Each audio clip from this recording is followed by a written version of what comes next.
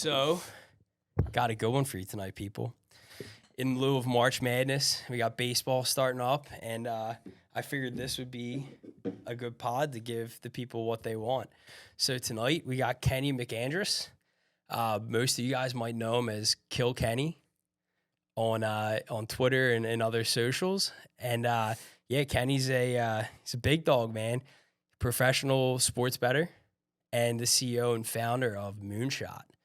So thanks for. It's a pleasure to be here, man. Thanks for having me. We were talking before we went live. Like it's definitely a weirder change of pace just from doing live streaming by myself for as long as I've done it. I'm not used to having somebody else on the other side of me to actually ping pong a conversation with. So if I get into too much of a flow, don't be afraid to just snap at me or something. You're good, brother. So that's actually super impressive.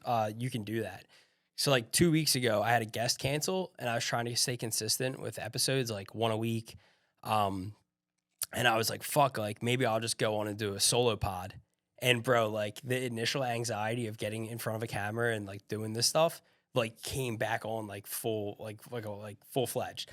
And I was like, dude, I don't know if I can do it. Once you got going, where you just feel like you I didn't do it. I bitched out. You bitched out. No. Yeah, I get it, man. It's again, it's more pressure, and if you don't do it a lot, it's just gonna feel unnatural. Like even if you don't do something like this all that much, like you can read body language. You can it's like when you leave an interview, if it went well, right? If you're by yourself, you're just talking into the void, and you hope it's landing somewhere. And people are talking shit on the chat room, yeah, right? Exactly. Like that's impressive too. How you can talk, and then you read the comments. Like some people say some wild stuff. Oh, it's crazy, and especially in your realm, right? Like some degenerates. It took a while to get comfortable with. Yeah, man. It's you're doing a lot of different things, and even with me, like I put a lot of focus into even the music that I play. I try to have my graphics line up with my music, so that's just me hitting buttons in the background trying to make shit work. The solo production. Yeah, man.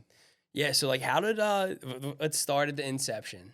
How does one become a professional sports bettor? Like you're living every bro's dream right now. Well, first, I mean, you got to grow up in a family that certainly likes to gamble themselves, so that it's sort of instilled in you at a young age. Like our family game is poker, so okay.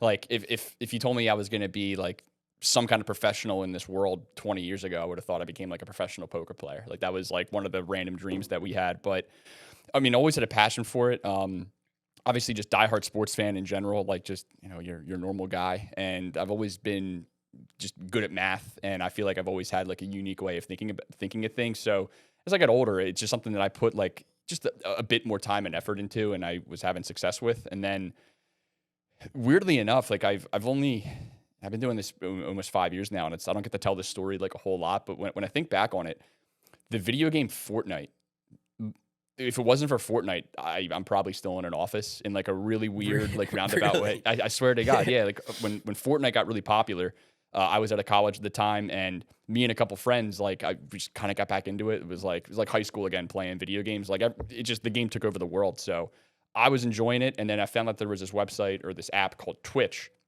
and it was mainly for guys to live stream themselves playing video games. So like I was like, this is kind of different, right? So it's like 24-year-old me and Manny Young. I'm like watching some dude I don't know play Fortnite on Twitch, and I'm like, this is the coolest thing ever. I thought the platform itself was sweet. So I had the idea to do like a sports betting themed like talk show on Twitch. I'm like, it's mostly video game players. Like, can you do something else? Mm-hmm.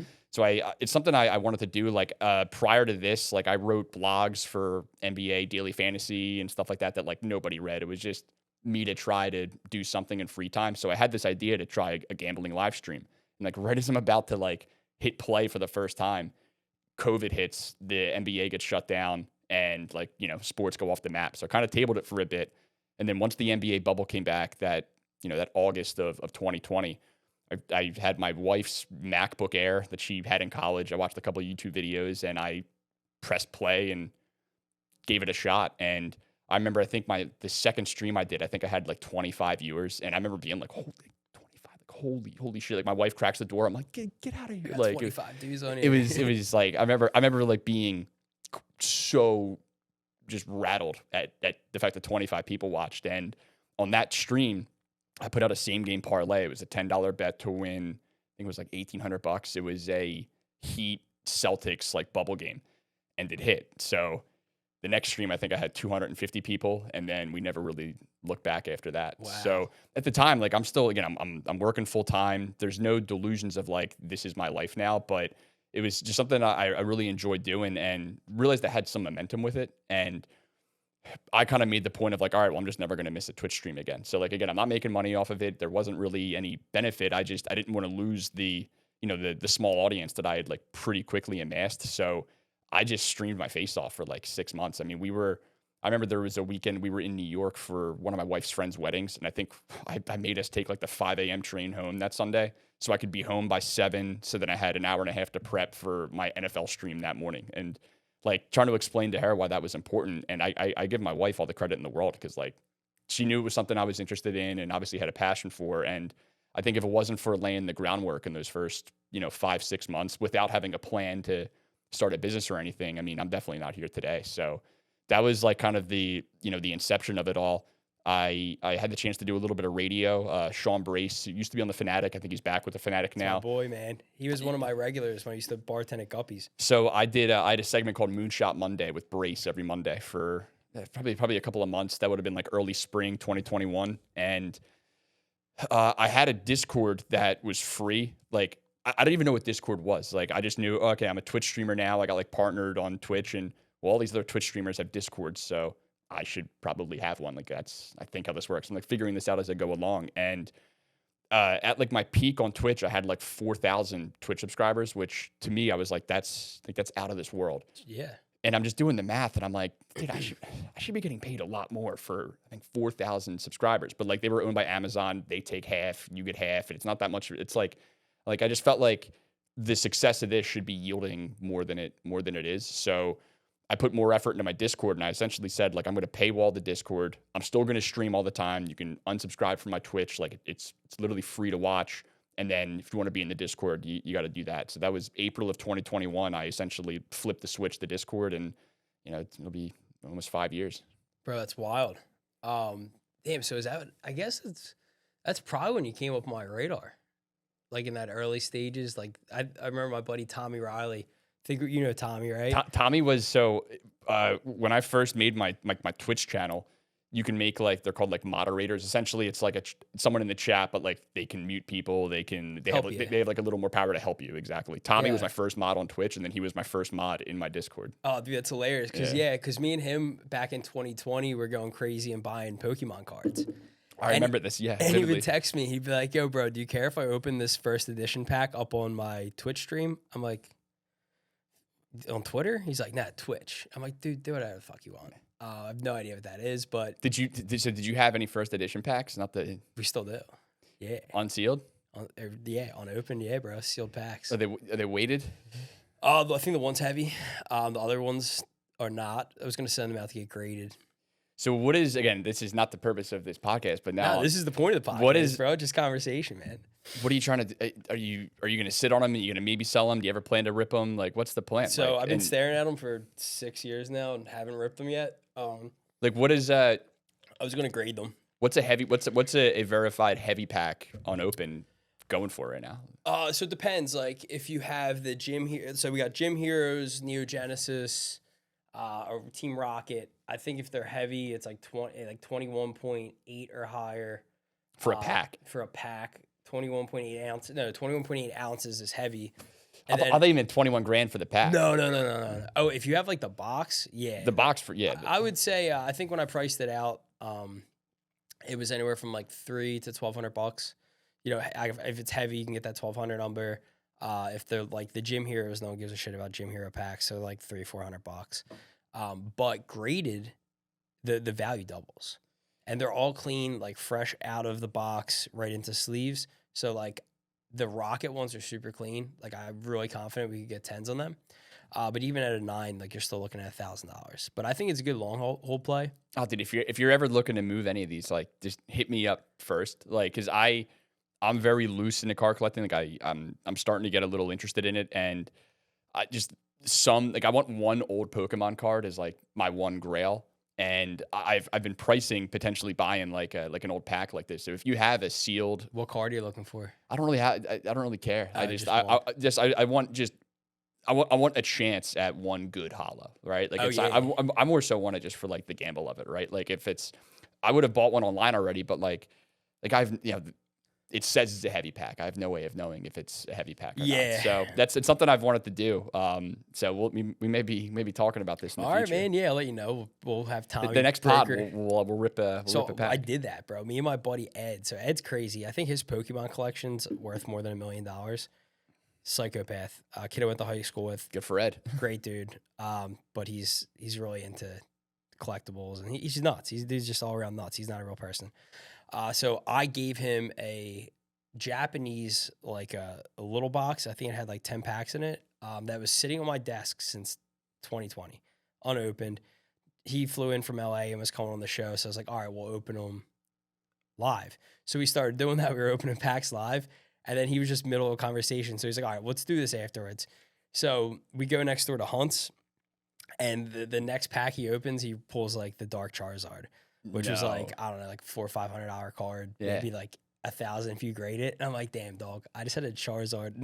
I've never pulled a Charizard out of a pack my entire life. Nobody would have believed you too. They would have thought, yeah, you ripped a bunch and you edit out all the losers. That would have been nasty to pull that. And then so I had my shot. And I gave it up to Ed, who to him, like, that's nothing. Yeah, the rich get richer. But I think that was one of the first Charizards he ever pulled from a pack. So at least I can say I gave him the pack that he got that accomplishment from. But yeah, dude, it's all a gamble. You get the same rush. You know what I mean? Like, my daughter's kind of into Pokemon right now. So, like, I use that as an excuse to go buy packs. Yeah. And we sit there and rip them. And it's like, dude, it's like hitting a bet. I mean, I'm doing a scratch off. I'm not the biggest, like, future bettor. For a lot of reasons, we can go down that road. But I put out like an MLB future bet the other day, and then I was like, well, hold on, like if I believe in this potential angle, let me go buy his card too. So I did that. So I'm buying some stock in Mason Miller, the closer for the Padres. Okay. So I went and I bought up like just really whatever I could get on him. I just wanted like 3 or 4 like, you know, somewhat valuable cards if he comes out and is the best closer of all time. I mean, I'm not the best endorsement for my like betting businesses. I'm like, yeah, I bet a closer to win the Cy Young, but I bet on Mason Miller to win the Cy Young. I mean, so that's what's interesting about the way you place bets, though, man. You got some kind of knack, right? Like I've seen over the years, you've put slips hitting anywhere from like 30 to almost 100 grand, and it's off like somebody. I'm like, I call it like the who the fuck was that guy? Yeah. Bet. Like, who the fuck was that guy? You know? I just thought like I've bet that way forever. Like I think a lot of people that do what I do, like what's weird is when I started my Discord, I didn't invent like selling gambling advice, right? Like Vegas Dave and these guys have been doing this forever, but I was the first one that I knew that like specifically did it via Discord. And then, you know, 2 years went by and there was like a couple other gambling Discords, and 3 years later, there's now 3 different companies whose sole business is being the primary payment processor for gambling Discords. Like there's enough Discords out there to necessitate like a side business that's just for all the payment processing. So the industry has completely exploded in the last 5-6 years, but I've never really changed from that front. Like I like finding the diamond in the rough. Like if I'm never going to bet Scotty Scheffler to win a golf tournament. Like if I'm dead set that I just think it's his week, I won't bet that tournament.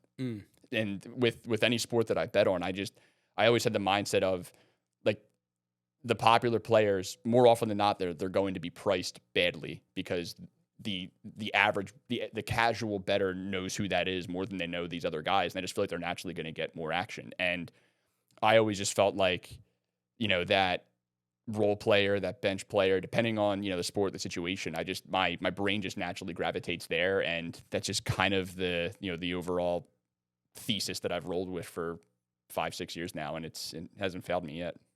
Yeah. So like how much research do you put in? I'm sure now, like it's an insane amount. Yeah. Okay. Like it's weird how seasonal the business is, right? Like I joke with my like big 4 accounting friends, they got their busy season, you know, like right now tax season. For me, my busy season is usually NFL.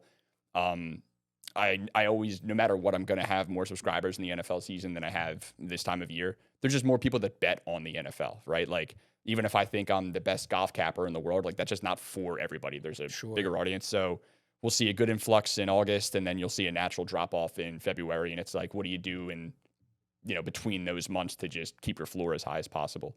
But on like a normal day to day, it's like it's 50% research, and then the other 50% is just like living and feeding in my Discord, right? Like it's become this like living organism in a weird way. It's a community of people that a good chunk of them have been in there for 5 years now. Like I tell people, like, I'm known to be in the gambling business, but I'm in the community business. Like that's my the core actual, I don't know how even to word it, but like It's like the staple of your business. yeah, like there's a lot of people that do what I do, but I don't think anybody, at least in my competitive sphere, I don't think anybody can compete on the community front. And it's not something you can fake, right? It's just that either it happens or it doesn't. And I've been lucky that, number one, I had a lot of good mods, like guys like Tommy early on, that kind of helped me like lay the groundwork.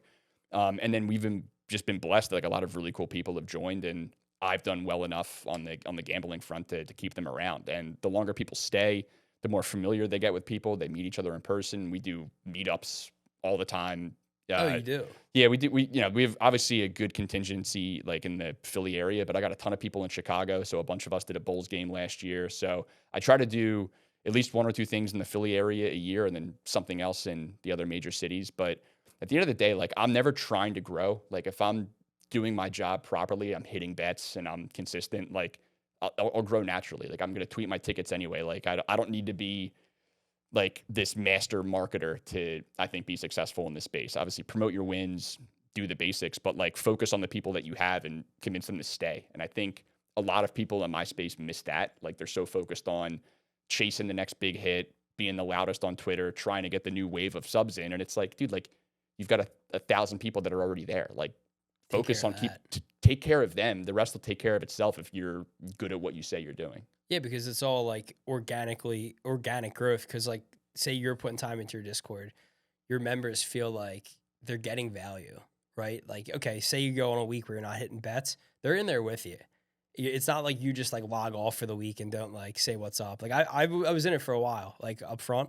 And like I was like, dude, you're super active. I'm like, how does this kid have time to like focus on finding these bets? I think you have to be, right, especially after I don't as much anymore, but I used to like be friendlier with like other guys that like own Discords and stuff, and I would like talk and shop with them would be funny because like I hear the way that they would do things, and I'm like, oh, like after a cold streak, like if I get wiped out on an NFL Sunday, like I'm in there first thing in the morning, 7 a.m. and I'm just like Monday, like, all right, take your shots, like you pay what you pay your $25 a month to be here, like okay, throw a tomato, like like whereas, like the one guy's like, oh dude, I won't even open my shit until Wednesday, I don't want to be in there. I'm like, not really sending a wave of confidence to your subscribers by doing that, are you? No, for sure. Yeah. But yeah, man, I think like the value that I add is like ideally I give you the winning bets. In the absence of winning bets, I at least want to give you as much information as humanly possible, whether it's like data for a particular slate, snap counts for an NFL game, or just like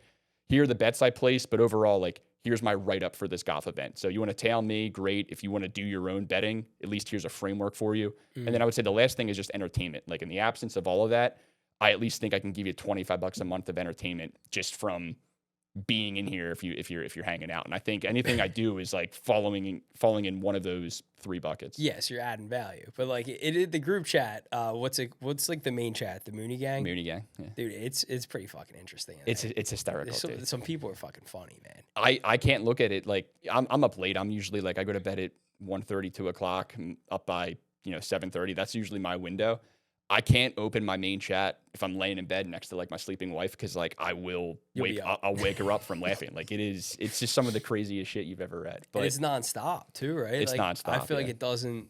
I mean, there's no lapse. No, it's not like all right, this person, sent a message at 12:30, then it's like 7. It's like no, like there's a whole like another wave of dudes just up in the middle of the night. At any night. given time, man, like there's like 6 different conversations happening amongst like 20 different people who were all just like replying in the same thread. Like it's chaos. My dad's favorite thing to do, like most of all my family members are in the Discord, and my dad's favorite is he likes to open the main chat like right after I hit a big bet because it's just an avalanche of like, holy shit, oh my god. That's his favorite thing to do if I hit something cool. That's sick, man. And that's cool that like your family's like backing and understanding of it. Yeah. You know what I mean? I feel like a lot of people struggle with that, like starting businesses or like literally taking a moonshot, like what you did on, you know, your venture.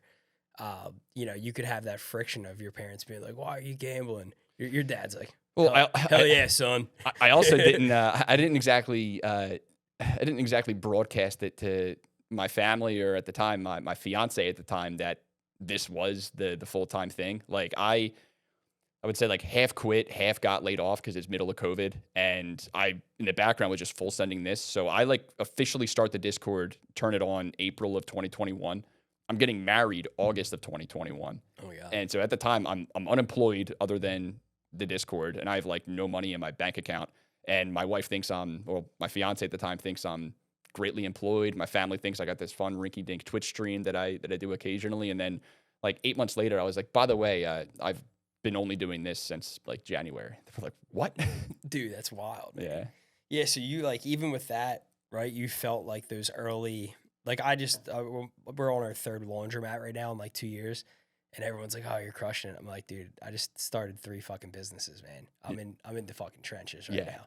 So you were in that, like just in solitude, I guess, right? Like, yeah, and I think like early on, man, like I feel like I spent the first year and a half like more so just figuring out what it was. Like, you know, the main priority, of course, was like do good research, make good bets, and things are gonna work out. But like there was a couple of like light bulb going off moments like on the community front where I'd realized like at first it was just like, you know, a place to hang out and chat, but mostly talk about gambling. And then there was one day where someone was like, "Hey, anybody have Pokemon cards? Like I just found some old ones." And we're like, "Oh," so we made like a card collecting channel. And then for the next 2 days, like it was just a sea of people in the card collecting channel only talking about card collecting, could give a shit about the NBA game that night or anything.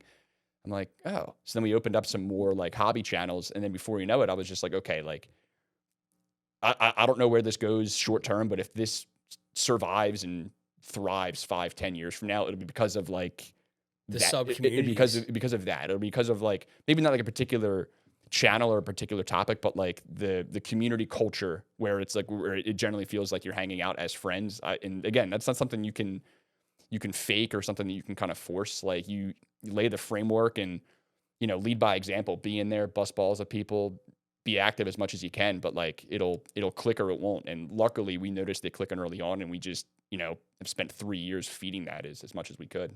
Yeah, it's awesome, man. And now you have other guys like in there with you too, right? It's like BMAT, like you have like 4 or 5 other people that like specify in other, like the, like I noticed like the one dude's like big on like baseball.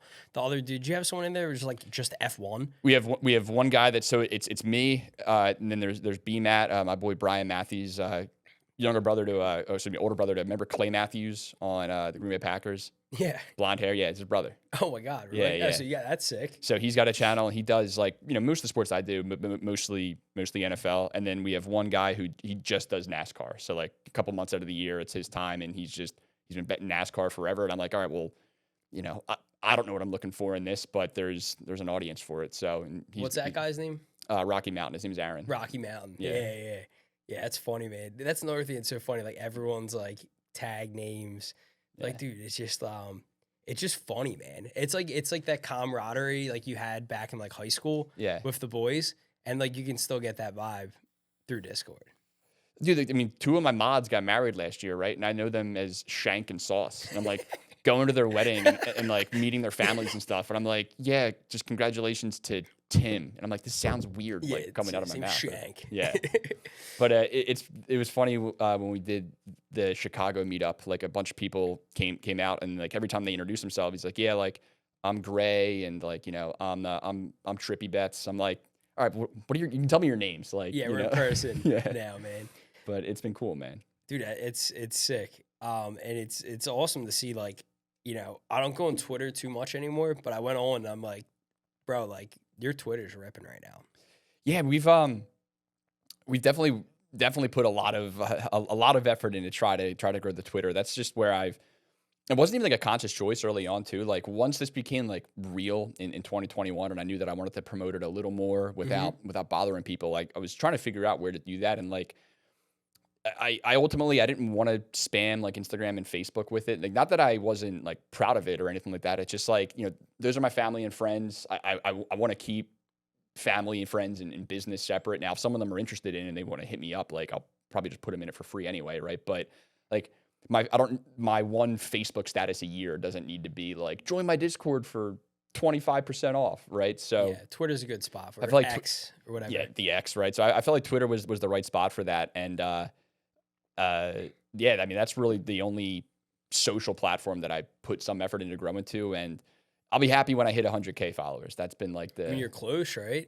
I think we're at like just under 80 right now. Yeah, that's there because I'm sure that compounds too, right? Like when you get a retweet. Yeah. Just the way the algorithm works. Yeah, a couple more golf outrights maybe that'll do the trick. Yeah, so that's what you just recently hit, right? Yeah, that's one of my favorite ones, man, that I've maybe ever seen come through. It was pretty ridiculous. So what was the thought process? Just kind of like you said earlier, just looking for the guy on the bench, looking like he's having a good week. Like, how can you get intel on these guys? So golf is interesting, right? Because I think of all the sports, golf's by far the favorite to bet on. Like, like the night before the Masters is like Christmas Eve to me. Like that's to me that's as good as it gets. I just think I like golf because there's 1,000 different ways that you can dissect it. I mean, there's an infinite amount of data out there. Some of it's good, some of it's noisy. And I think with anything, whether you're doing research for a golf bet or research for an NBA bet or for like a project at work, like I think it's very easy to get like analysis paralysis because there's just so much. There's just information overload. So I think it took a couple of years of trial and error, but I think I've got a pretty good process of at least how to narrow the field for a golf bet. Again, I a lot of it's data driven to at least get like, here's the pool of guys I think I'm considering. And then I think golf more than anything, it's way more like gut feel. Like you have to watch golf. You have to, I think, really be into it to just kind of know when it's a guy's week, or I think more importantly, know when it's not somebody's week. Like I think with golf for like the Valspar this week, you could probably talk me into like, there's a case to be made for, 25, 30 guys in the field. Right. So when I'm starting a process, like I'm trying to go to like that top 25 and then find reasons to just start crossing guys off, like play the elimination game, because like, look, they're all really good at golf. Like very few of these guys are be anyone's day. Right. So it's playing the elimination game and then just going with your gut when you feel one. And with Goddard coming into the year, I was just more bullish on him in general. I think he just has all the tools to be like a perennial stud. And he came out and immediately won the Sony. And one thing I've noticed in golf betting is like nobody likes betting on the guy that just won, because there's this belief like it's the odds of him doing it again are like whatever. I'm like, yeah, but like, is that the right way to look at this? Like, he just won. He's in the absolute peak of his life. And I think that mindset of not wanting to bet on the guy who just won, it's keeping his price at a number that's like way too high. Like the tournament we're talking here is Waste Management. I looked at him as the third best player in the field, and he was probably 20th in the odds. So we went heavier on him to win than I normally would. And then for the first time ever, and I never bet this market before, but there was a combo. It was like you bet on him to be the first round leader and to win. The logic there was just like, if he's going to win, chances are that if he ends up winning this tournament, he probably shot the round of the day at least once, probably twice. So you're going to give me like a 50. So again, you're working backwards. Like if he wins, it's probably 50-50, maybe a little less than that he's first round leader. If you're going to give me 6x value on that parlay compared to just his outright bet, like, all right, I'll pay the outright and I'll put a little extra on that too. So he was first round leader, gave a little back over the weekend, and then you get the Sunday and he was like virtually dead. I think at one point he was like 4 back with like 5 guys ahead of him, 6 holes to play.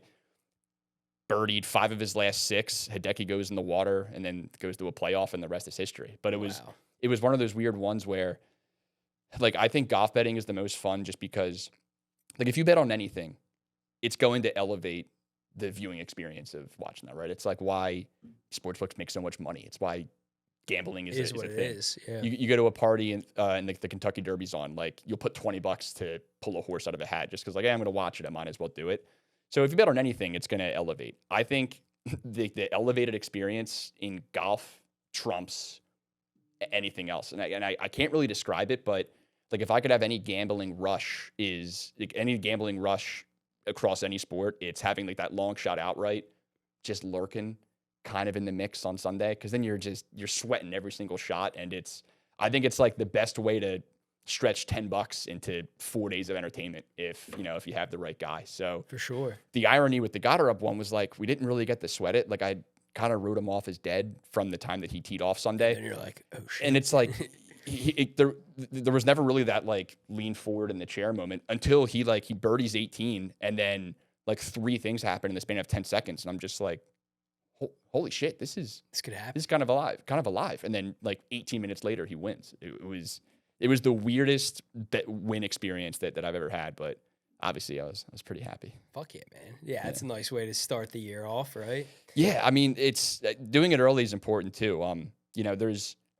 I tell people like there's a lot of luck involved in this business. Like naturally, at least on the gambling front, like of course there's luck involved. Like you can do all the research, you can set yourself up to have success, and you're still at the end of the day reliant on some level of luck. Yeah, there's so many variables. There's so many variables, and I think when you do what I do, one of the variables that to me is just it's very luck driven is like the timing of which when you hit bets. Like I'm trying equally as hard every week to hit a golf winner, right? Like it's not like I'm trying harder earlier in the year, but if I could have the choice from the universe to have a winner a week, the first tournament of the year, or the 6th tournament of the year, I'm taking the first one because that's going to give me a whole lot more attention and marketability at the beginning of a golf season, right? Mm-hmm. And when your business kind of is based on swings like that, you kind of just have to embrace it, be cognizant of it all, and then just be comfortable with that, right? Because you can't I'm not going to press the envelope a little harder the first week of the season because it's in my best interest to maybe get an early winner, right? You're coming with that same energy. You have week to. on week. Well, this is one of the bigger problems I think within my space is like my biggest driver of new business is when I hit a big bet, I tweet the ticket, it makes its rounds, and people go, oh, like that looks good, I'm going to sign up. The discords that I would say I quote unquote like compete against, they're much larger and they have like 10 of me. Whereas I got B-Matt, and I got the one guy who just does NASCAR. My one competitor, there's literally 10 guys like me, all of whom bet way more than I do.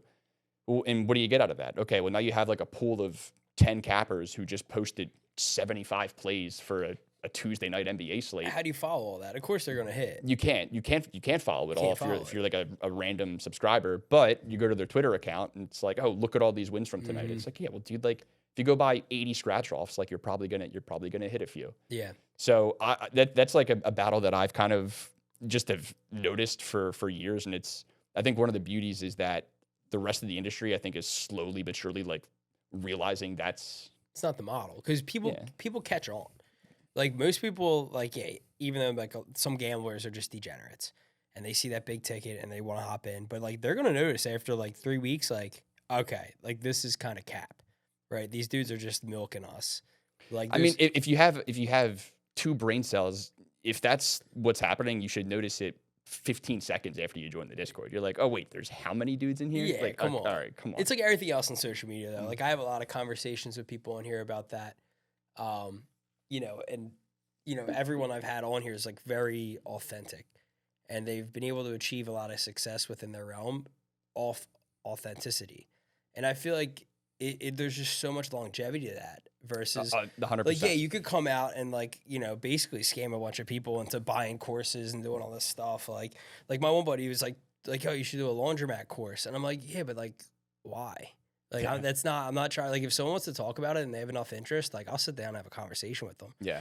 But I'd rather just like put content out, let them learn through that. And then like, if someone is interested and takes initiative, like, yeah, then I'll have the combo. But there's so many people that are just like pushing these false realities, and just, I mean, the market's there. I mean, unfortunately, but like, I think people are waking up to it. Like full fledged. People are like, I don't know how all these other Discords, like how do they sleep at night? I'm like, in their really comfy beds in their massive houses that sometimes you all paid for. Like, sometimes in their Lambo. Yeah, in their Lambo. Like, yeah, like I get why they're doing it. But I think I was naive, and I think I thought that like the core audience that's a part of this, I thought they would just pick up on it a little faster. Like 3 years ago, I'm like, okay, well that model's not going to stand, and 3 years later, that Discord's still massive, right? So. Yeah. But I do think the industry is slowly but surely waking up and maturing, which I think for me, that's a good thing, right? Because I think, you know, anytime that the whole industry gets some scrutiny, I think it's always going to just elevate the ones who are doing it properly more. And again, I think, you know, the thing that I'm the most proud of is, again, just the overall sustainability that we have. Like, our retention rate is higher than any other gambling Discord that I'm aware of, at least on the platform that I use. It's called Dub Club, where people pay for, like, they're just the middleman between somebody wants to sign up. But it's all your metrics. Exactly. But like, our retention's been great, and I think it's just because, like, we're never too high, never too low. I'm never selling you bullshit. If I hit a monster bet and you follow me on Twitter, I'm going to tell you about it. But like, I'm never going to tweet out like a winning ticket if I wasn't so abundantly positive that everyone that's in my Discord or everyone that tails my bets made a bunch of money off of this. Like, there was a couple Sundays where I had like a really crappy Sunday, and then I get bailed out in the late game. Like, some dude scores and it kind of like nets us even. And my graphics guy's like, "Hey, send me your ticket from the Sunday night game." And I'm like, "Dude, I'm not tweeting this." He's like, "Why would you not tweet it?" I'm like, "Because if you tailed every single bet you hit today and then you hit that, you probably made $5. Like, I don't want to go pound my chest on Twitter and be like, look who had the goods today." Yeah, and it's good. Nobody else in this space No. is like that, right? And I don't think I deserve like a pat on the back for like not being a scumbag, but when that's what you're compared against, like, you kind of have to. Yeah, man. And it is like, dude, it is the golden age of gambling. Like, bro, I remember, like, so we're probably around the same age, but like, I used to use a fucking bookie, bro. Yeah. Like, I would wake up Monday morning after drinking for 14 hours and gambling on God knows what, and look at my balance and be like, fuck, I got to be in my bookie on like Wednesday and handle my whole paycheck. Yeah. You know what I mean? And it was like, it was so taboo. I had a bookie come collect one time, and it was like maybe like the lowest point of my human existence, but it was like right after I graduated college. And again, at the time, it felt like all the money in the world. I think it was like $800. And over the last year, I had taken way more than that much from him. But you know how gambling, I was, even back then, I was still learning. But I remember my bookie having to come to my mom and dad's house to scoop money from me. I'm like, this is like a look in the mirror moment and realize who you are kind of thing. Now you drive up 95. Yeah. Like, dude, everything is, you could, like, did you ever go on Kalshi? I saw you can like bet on like literally like fucking what's oil going to be at the end of the week? Like, dude, you can literally gamble on everything at your fingertips off a credit card. Like, dude, like, I'm pretty sure my wife put like Super Bowl bets in this year, which is insanity. We're like 7 years ago. She'd be like, "Are you gambling again?" I'm like, "No, shut up." Like, you know what I mean? It's crazy, man. I mean, I partner with one of those prediction markets, Novig. Now, they don't have the like, can you bet the price of oil type of thing yet. I mean, I'm sure they're going to eventually. It's just it's a crazy world, and I'm curious to see what this all looks like in 5 years, because I think you open this point with like, it's the golden age of gambling, and I think yes and no. Like, I think there's never been a better opportunity, I think, to make a business sort of within the space if you are specialized in an area.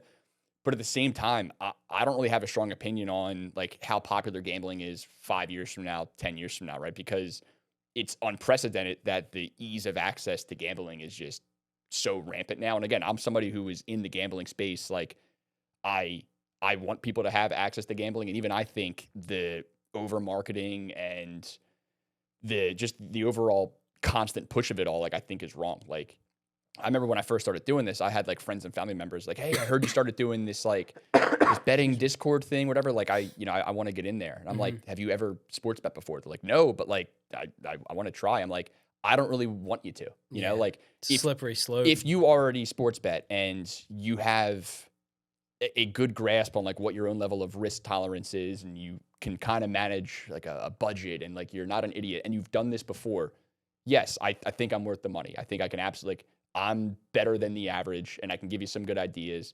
It's like, if you already smoke cigarettes, I've got better, healthier, potentially valuable cigarettes, but I don't want to give you your first cigarette. Like, Correct. Make your choice to go down this road.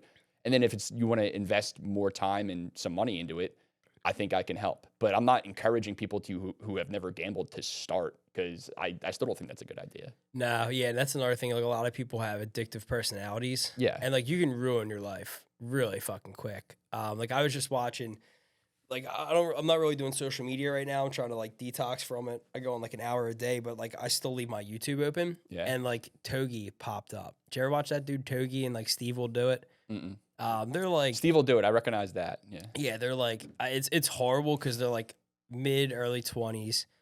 They have millions of dollars from YouTube. But this kid, like, he filmed his weekend. He lost $2.1 million.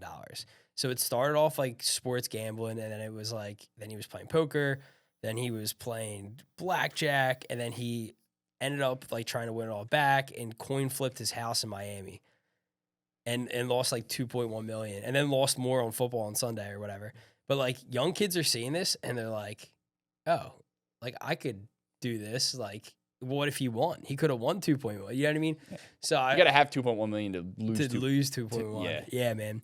I mean, I'll notice that though. Like if I have like a huge hit, and I know that we're gonna get like maybe a few hundred people over a week, and as they pop in the main chat, hey guys, like I'm new here or whatever. Like every once in a while, you'll see somebody pop in and like they'll ask a couple of questions, and it's like this dude has no business gambling, and like we'll hit him up like, hey man, like if you want to try it for the month, by all means, but like this probably isn't for you. If you want a refund, let me know. But like this.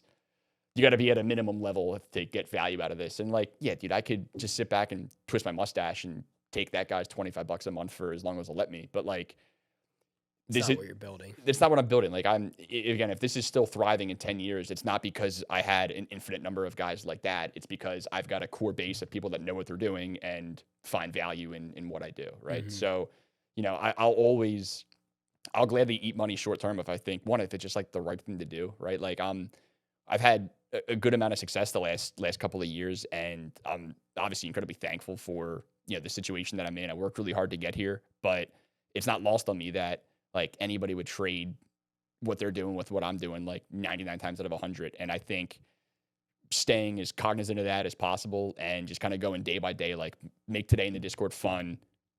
Hope it's still alive tomorrow. And I kind of approach every new year under the assumption it's the last year of the Discord, and every year it's still there at the turn of the new year. It's a good year. Yeah, you got to keep showing up like that. You have to. That's the right humble mentality. And now I noticed about like people like yourself, like something I've been gambling basically my whole life. I don't really gamble too much anymore since I started doing the whole business thing. Like my excess liquidity is kind of tied.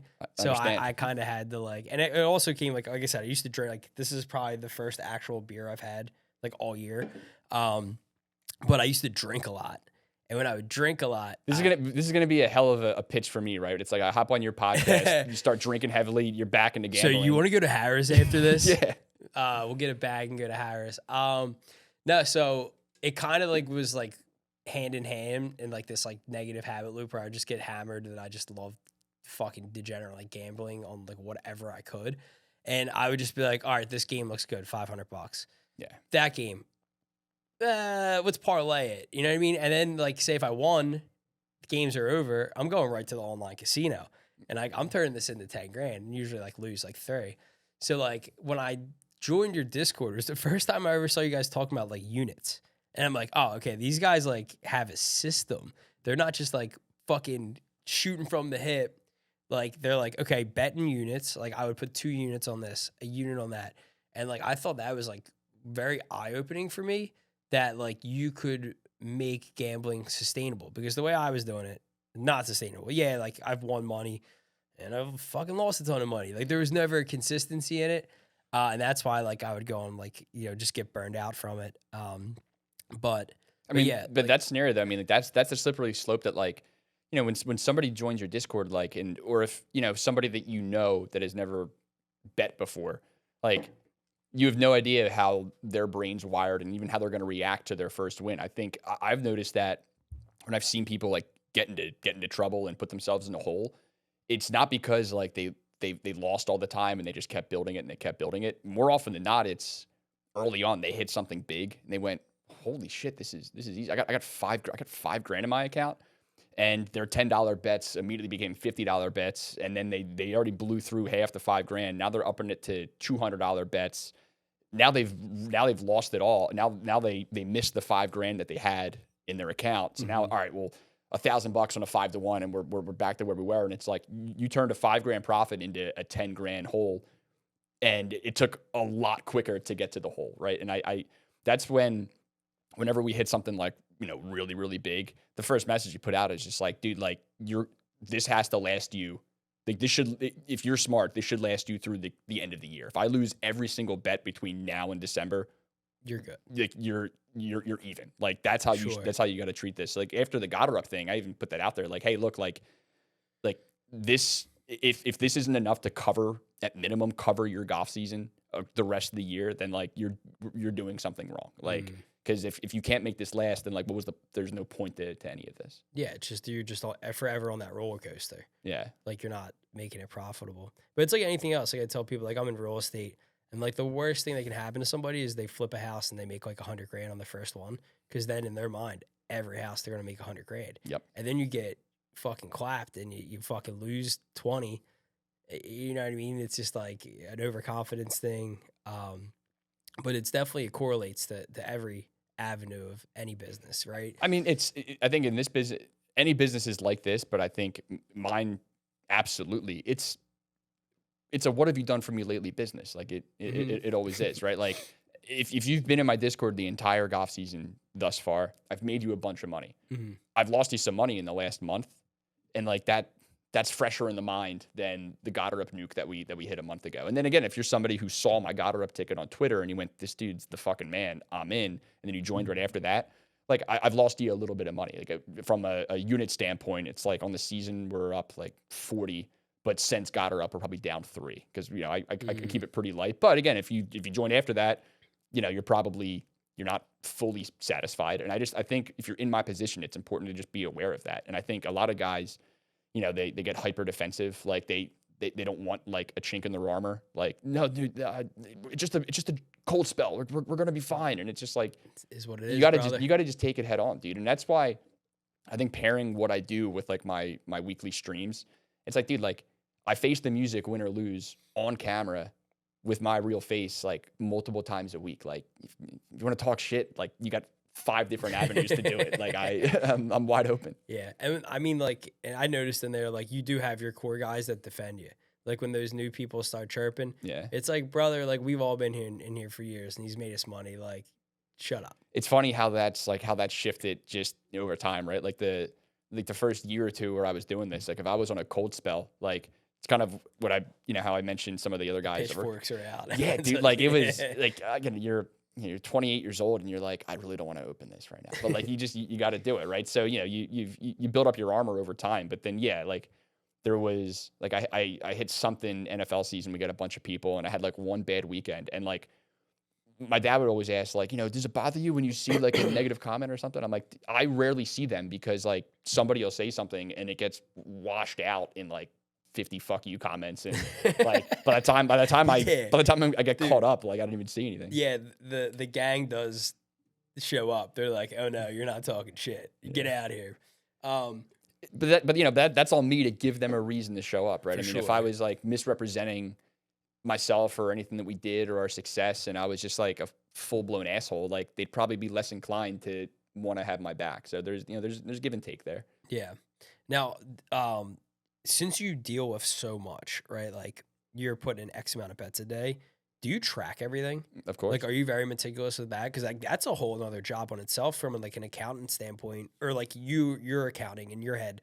Like, are you tracking your wins? Are you, going back over and like, all right, like I put this bet in and like I was on a cold streak. Like, what was happening? Like, do you get down that rabbit hole? Absolutely. I mean, you have to. I do it I pretty much break it up by sport. So like. Mm-hmm.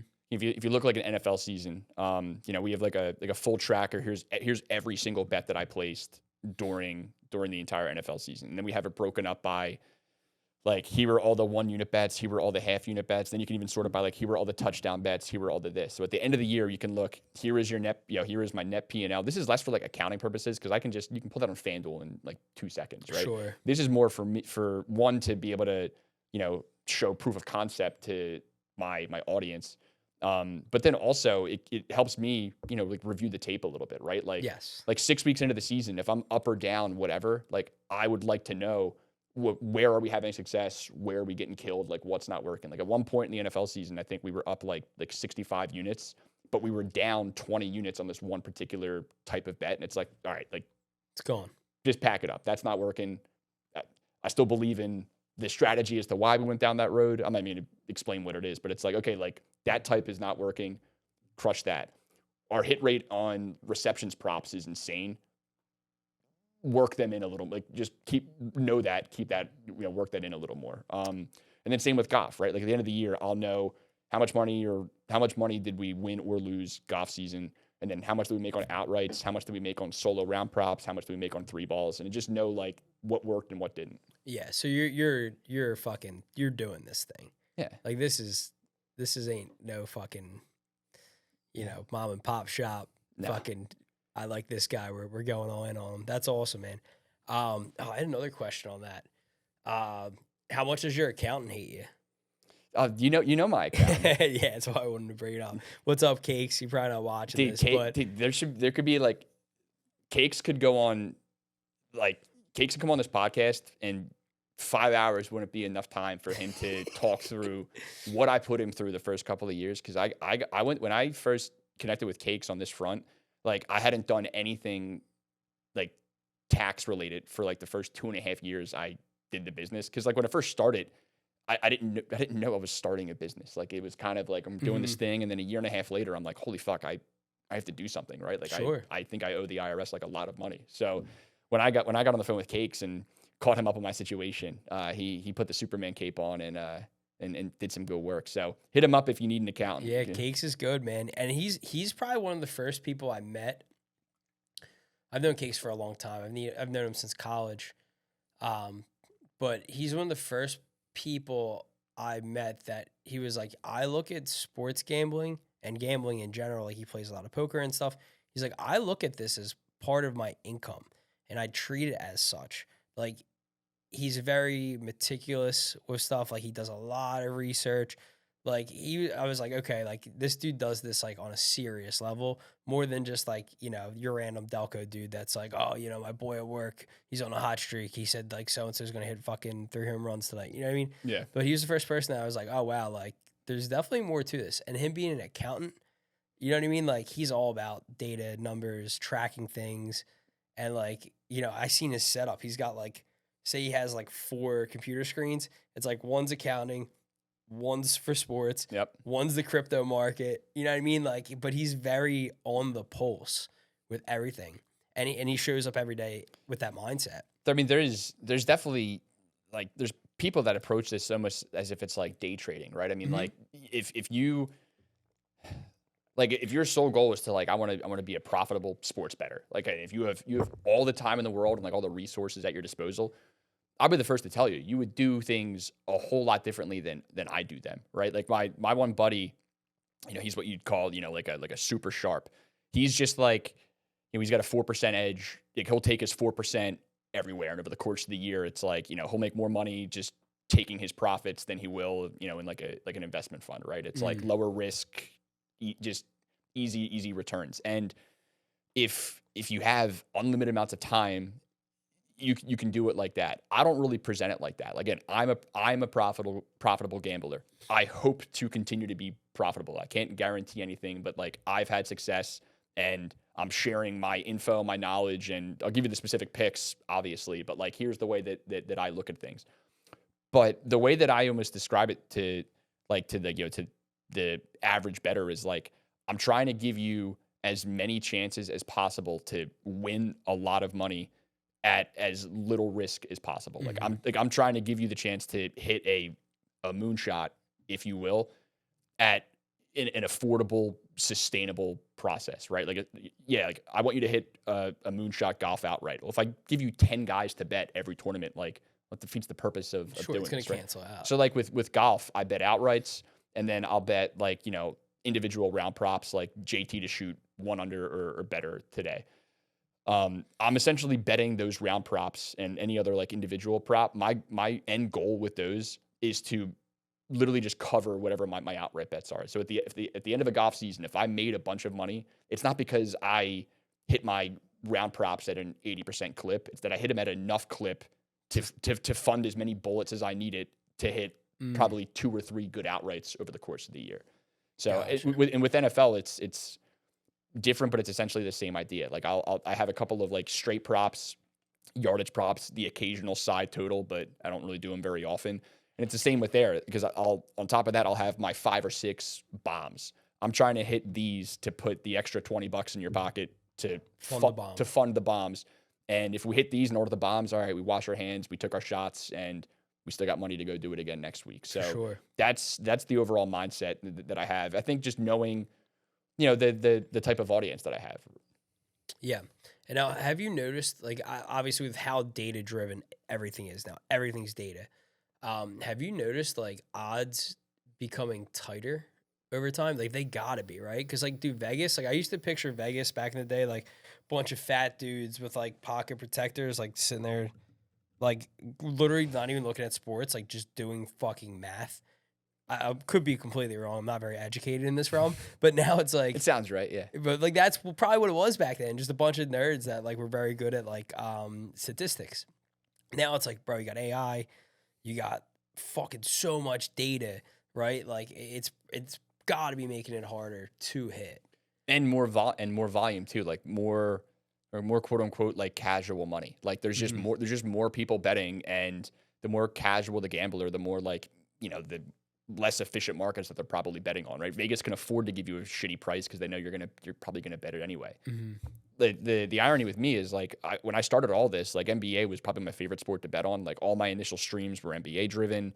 All my big hits for the first year were all NBA, and I literally don't bet the NBA or watch the NBA. I'll fire, like we have like a no sweat bet like on a Friday. I'll occasionally, literally like once every 2 weeks, I'll throw out like a $10 lottery ticket, but like don't join my Discord for NBA bets. You're not going to get them. Okay. Because one, I think the product is terrible. It's gotten only more and more unpredictable. But to your point, I think the prices have just gotten atrocious. Obviously, like a player's price for a type of thing is going to change year to year depending on how good the player is. I just think like when I did this in 2021, like this type of player to hit 3 threes, if you take that type of player, the role player off the bench or whatever, that player today to hit 3 threes is probably 40% shittier price than it was 5 years ago. And I mean, that's not going to change. So I think you just have to be aware of that and like, have the decency to avoid betting on dumb shit. Like I got to a point where, I'm going to lose. I could lose business if I have people that want the NBA and all my competitors are shilling their NBA bets. But like, I think this is a losing proposition. I'll let them lose everybody else's money. I'll focus on golf. I know it's not for everybody, but for the people it is for, this is where we're focusing on until the NFL season. The value's there.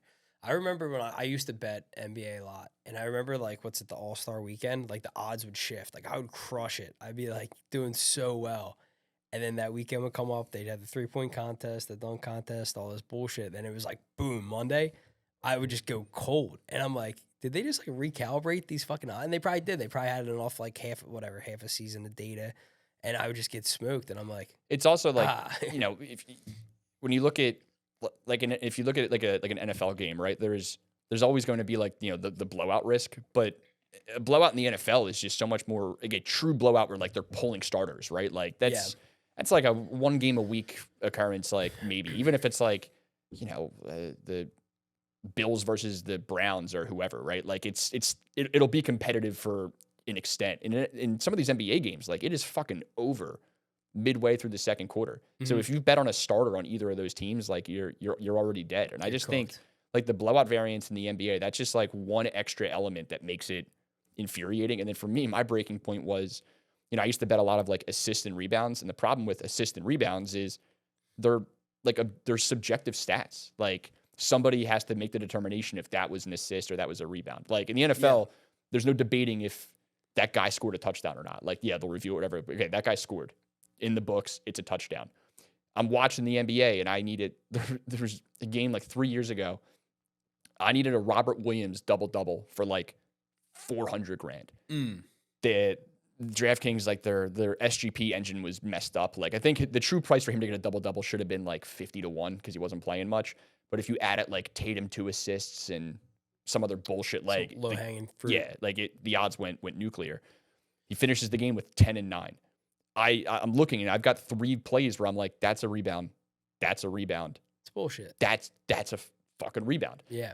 There's no real recourse for that. Like, you can clip it, you can put it on Twitter, you can tag NBA stats, you can do all this, but like they're like, sorry, buddy. And like whether or not he got a rebound or not had no effect on the actual outcome of the game. Like it's not going to change who wins and loses. So there's not a whole lot of motivation for anyone to really scrutinize this. So I lost enough bets on like bullshit stats where I'm like, dude, like picking the winners is, getting the bet correct is hard enough. I feel like I gotta hit it twice. It needs to happen. And then I gotta also bet on the stat keeper to record the stat properly. So I'm like, dude, this is a losing sport. Damn, that's crazy. I never heard that like brought up. I'm like, I know that there is like bullshit that does happen, but yeah, dude, that is fucking infuriating. Oh, dude, I'd be done with it too. I'd be like, fuck it. It still happens, man. Like I literally, if I go on Twitter and I'm just like doom scrolling, I'm eventually going to get to somebody complaining about a stat from the night before. It's like a daily occurrence. And I think what's the most infuriating is like, all right, it's halftime of the Sixers game, and you're looking at the box score. You're like, all right, let me fire something. You look at the box score. Maxey's got 15, 7, and 7 at half. You're like, oh, dude, he's chasing. He's going to chase a triple double. We're up by 20. He only needs 3 and 3. Like, all right, I'm getting 5-1 for him to get 3 and 3 more. All right, do it. Bet clicked. Bet placed. Then the second half starts, and he's got 15, 6, and 5. You're like, wait, what the fuck? I bet this under the impression he had 7 and 7 because that's what the book showed me. He had 7 and 7. Calibrated. And then they get stat corrected. Well, they're not giving you what the new price is. You're stuck at whatever price you bought. This happens all the time. So, damn. and there's just no way to fight it. I spent like a year and a half, like, just bitching on Twitter, trying to get like somebody to show some attention to this. ESPN did an article about it. I think I got quoted in it about like this, like the NBA stat keeping dilemma. And then, dude, this got ignored very quickly. Yeah. Damn, man. Yo, there's definitely like, people always say like down the conspiracy realm, like stuff's rigged and stuff's staged. But when you hear stuff like that, it's like, kind of fucking sounds like it is, but it's on such a micro level that your average dude's not picking up on that. But I mean, dude, like anyone who used to complain that sports were rigged, I mean, they would get clowned on, 5 years ago. But it's like, it's like in every aspect of life, like the conspiracy theories, tend to be correct, and it's like sports betting's rigged, and you're looking and like there is just this massive sweeping scandal across college sports. That's right. Yeah, it is. It totally is sometimes. Yeah. Oh man, so on that note, we got March Madness coming up. Is this like you're talking to the wrong guy? Oh, you don't do the college base? Now you're writing up I basketball. I'm a fan, right? So I watched some of the Duke Siena game earlier, but I had to make a choice like 5 years ago. Like, am I gonna aggressively pursue this? Because I'm never gonna half-ass a sport just to be able to put a play out, right? And I was just like, I think everyone's going to try to be everything, and I'd rather just be like, hey, I'm good at NFL, I'm good at golf, I'm not bad at baseball, and I'll fill in some gaps here and there if I see a spot, but like this isn't going to be a steady college basketball factory. Like there's like it's hard enough to be good at one thing. Like let me keep working on getting better at golf. I don't need to. It's like taking up a new language. Is what it feels like. No, yeah, that's awesome that you recognize that, because I feel like that definitely separates you, because most people are probably just trying to chase whatever they can to put out slips and stuff like that. College basketball, like me personally, like you're a big sports fan, right? Like you love sports. You have to. Yeah. So like for me, like I didn't play sports growing up. I kind of figured that a lot of my interest in sports was kind of just tied to gambling. And then like I watch NFL now. That's it. I watch NFL. And then sometimes even if I miss games on the side, like we got shit going on with the family, like my wife wants to bring the kids somewhere, like I'm not going to be bitching that I can't watch the game, because you know what I mean? So like, see, that's been the one beauty of what I got is like, it's my turn to change a diaper. I'm like, babe, I'm working. Like, what do you want me to do? It's busy season. Come on. Yeah. So that is pretty cool. But like you're combining, like passion and work. Like what's like a day in, day out for you? Like I just picture like a professional sports bettor being like, you wake up at like 10 a.m., go crack like 3 raw eggs into a cup. You know what I mean? Yeah. Just chug it, head to the basement and be like, all right, boys, it's time to make money. If I if I didn't have my my wife and child keeping me honest on a daily basis, like I can't tell you what the routine it would probably look something like that. But nah, man. I mean, like I said, it's gonna vary season to season because like my content schedule is gonna vary season to season too. And I think like a lot of my day to day just varies around like what show I have, what day, and then like this time of year, I'm gonna do probably 2 golf shows between Monday and Wednesday. The schedule's kind of flux because I appear on others sometimes, and it's not a set schedule, and then I'll do my own. So pretty much start the week, figure out what my stream schedule is going to be, and then this time of year, golf's the priority. So like Monday, first 4 or 5 hours of the day is kind of just taking in as much big picture data as I possibly can. I have a couple of golf podcasts that I listen to. I'll boot up the one site, bet the number that I pull most of my data from, and kind of just like, all right, here's my starting point. Then I'll go into the Discord, be like, all right, first glance at Valspar odds, like, what are we seeing? And just kind of get the conversation going. And then it's not like I want to have my first bet out by this time and then my second. Like, there's no it's ready when it's ready. Like if it's going to be a week where like weather is really iffy, I'll wait until Wednesday night if I have to. Because if it's a big tournament, Florida gets a lot of weather. And if you get like a weird wave split where like, on Thursday, half the field's morning, half the field's in the afternoon. If the morning is calm as can be and beautiful out, and then you've got like this wind swell coming in the afternoon, like advantage morning guys. And that's just like one element you got to kind of pay attention to up until the last minute. So, I would say Monday is like kind of mega research day. Tuesday, I'm usually doing a stream, trying to get a bet out or two. And then Tuesday is usually like a just live in the Discord extra as much as humanly possible. And then, I don't know, I figure out what Wednesday's going to be when we get to Wednesday. Do you ever think you'd become like a meteorologist? No. Now you're tracking weather patterns and you're like, oh shit. You're like, you probably know it better than some of the news people, man, at this point, right? But I mean, dude, like this is why I think golf is fun, because like, if you really wanted to get like out of your mind with this, one of my favorite things to bet on, and I have a little more trouble doing it now because I'm like severely throttled on DraftKings, and like the best place to bet these is DraftKings, and I can't bet more than like $7. So I got to have like, I've got 4 guys that I can use to. What, from winning off them? Yeah. Wow. Damn, that's kind of fucked up. Dude, it's the worst. And like I have like I had what I thought was a solution to kind of work against this. So I'd gotten limited on FanDuel in the past, and then I had like a bad NBA season. I didn't give back all of it, but I gave back enough, I guess, where they were like, all right, we're going to lift the limits for a bit. But now I'm like, okay, I need these limits. One, like it's annoying for me to have to go to 4 phones to place a bet. And 2, like I want to bet this much on this ticket because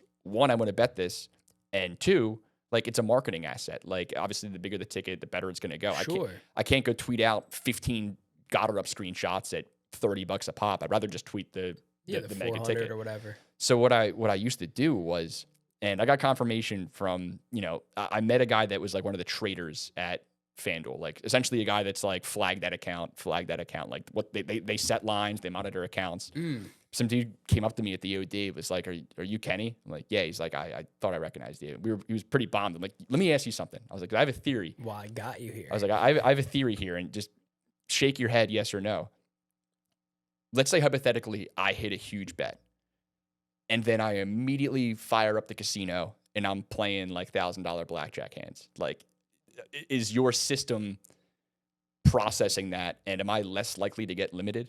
Because if you're like, hey, if he hits a big bet, he has getting it back. He has a tendency to want to give it back. Because what I would do was, if I would hit a really big bet, I would immediately go, and my goal would be to play through like as much money in the casino as possible without loot. Like it's like, all right, sure. Like I'm willing. If I did this after Goddard up on the Goddard up bet, I won like 80 grand. I'm willing to immediately lose 1,000 of it in the casino, but I want to play as much as humanly possible before I lose 1,000, just to get the volume up. And I asked him, he's like, yeah, he's like, that'll do wonders for your quote unquote behavior. It'll probably prevent you from getting limited. I can't do that anymore unless they change the new gambling tax law, because that whole system would create some serious tax problems for me come the end of the year. Because not to get into like tax law here, but as a gambler, you're able to deduct up to like you used to be able to deduct like up to 100% of your losses against your wins. So like over the course of 12 months, you won $100,000, you lost $100,000. You literally broke flat even. Yeah. Historically, okay, you broke even, you owe no taxes. with the like big beautiful bill, there was just a change to like a stipulation in the gambling deductions law where it's you can only deduct up to 90% of your losses against wins. So like under that exact scenario where you win 100 grand, you lose 100 grand, you can only deduct 90 grand. Therefore, you owe taxes on 10 grand that you didn't win.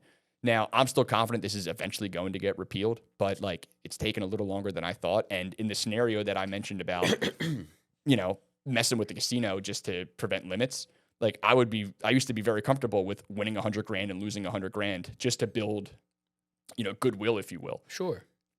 But now by doing that, I'm creating 10 grand of phantom income that I'm going to get hit for eventually. So bullshit. So I don't know. Like I can't do that anymore, which kind of sucks. Damn, that's crazy. Cause I've heard people that like aren't like consistent gamblers like hit big bets and then their account get limited. So that was definitely like a question I had with the applications, like if they are kind of cucking you like that. But it's not just on it's not just on net P&L, right? They're not going to look at you and go, okay, you're up this much money. It's time to pull the plug. Again, everything is so AI and data driven. It's how you're winning the money. So even nowadays, like with FanDuel, I probably don't have to manipulate the casino anymore because like I'm up a bunch of money on FanDuel, but I guarantee you that I have a profile that probably wouldn't want them to limit me because I'm betting objectively crazy shit, at least in a simplified way. Like I'm betting on crazy shit that I believe is more likely to hit than the super crazy odds that they're giving me, and that's worked for me forever. They'll take that business. You get limited when, if you like, you get caught like arbing, like you bet the over here, you bet the under here, and you're trying to catch the like if you do that, if you bet a game and then you get a promo and you use the promo to boost the other side, like if you're just doing dumb shit, or if you subscribe to a site, like there's a bunch of sites out there that'll just it'll ping you if there's like a mispriced line or something like that, like. They flip the spread wrong in like the Duke game or something. You can get Duke as a dog. Things like that, they'll pop up. They're up for 10 seconds before 1,000 accounts go and rip them. But if they look at your account and your last 5 bets are like you sniped all of them. Yeah, all you're doing is sniping bets like that. Oh, they will fry you immediately. Oh wow, man. Yeah, it's crazy. Yeah, and like it's all still so new. Right? It's hard. It is, yeah. I mean, it feels old. Like it does. It feels like I've been doing this forever. I mean, when did FanDuel come out? Like probably less than 10 years ago. Maybe 10 years ago. I think I've had my account since 2019, I think. Yeah. Yeah, so it's not that long, man. Yeah. And I can't see like the way they operate favoring people. You know what I mean? I guess there's got to be some kind of laws and fair, odd fucking acts and stuff. Like, I mean, it's a state by state thing. Like I don't know the specifics, but I know that there was a case in Massachusetts where I know Massachusetts was specifically like their gaming commission was putting pressure on the books to not be able to limit people. Like in the scenario I put out, I don't know where that went, but like I don't know, man. Like there's a very obvious reason these books make a gazillion fucking dollars, so right? much money. And it's funny. People are like, "Oh, but dude, when you have like a crazy NFL weekend, like, do you think like the books like know about it and what?" I'm like, "No." There's so much volume. I was like, "Yeah, okay." There was a crazy golf glitch. I didn't even get it, but like there was an insane glitch like 2 weeks ago. I probably saw $2.5 million worth of tickets posted in my Discord. People are like, "Oh, dude, like, what do you think DraftKings?" They're probably talking about us like in their boardroom. I'm like, dude, they are eating caviar in their jets with the rest of our money. They have no idea that this happened. They're like, here, peasants. Yeah, like have a little enjoy your $2.5 million. Yeah, we'll get it back next quarter. Oh man, I wonder what the total circulating revenue is now of like sports gambling. It's got to be an astonishing number because most people don't double digit billions. Yeah. Like most people don't win. Like your average dude, like that's betting how I was betting. Like it's not a winning fucking strategy. Like got cooked. I think the one year I looked at my my like P&L on FanDuel and I was like, I'm like, God, fuck man, I could have did so much with that money. I'll still like I put a bet in a couple of weeks ago. It was like Saturday night watching UFC. Put like a small 6-legger in, and it was the Max Holloway fight. Yeah. I don't know if you follow. Like I'm not like huge into UFC, so I can't like speak upon it too much. But yeah, he got cooked, And I knew it like the second he walked out.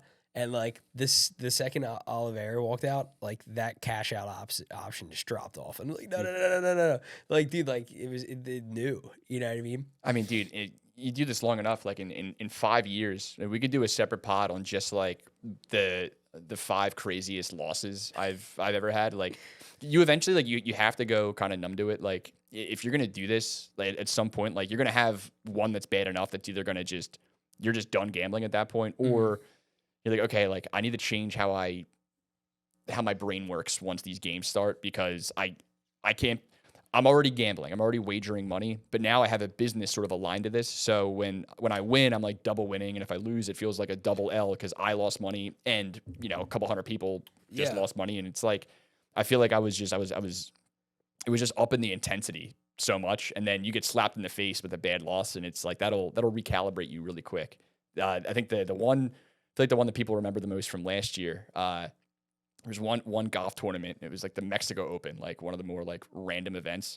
Just long story short, it goes to a playoff with these 2 dudes, and we've got the one. He was like our main horse for the week. This dude, Aldrich Pockeater, and the dude he's going up against in the playoff, the other guy, Brian Campbell, he steps up, hits his tee shot, and it's got the tracker, and it is just.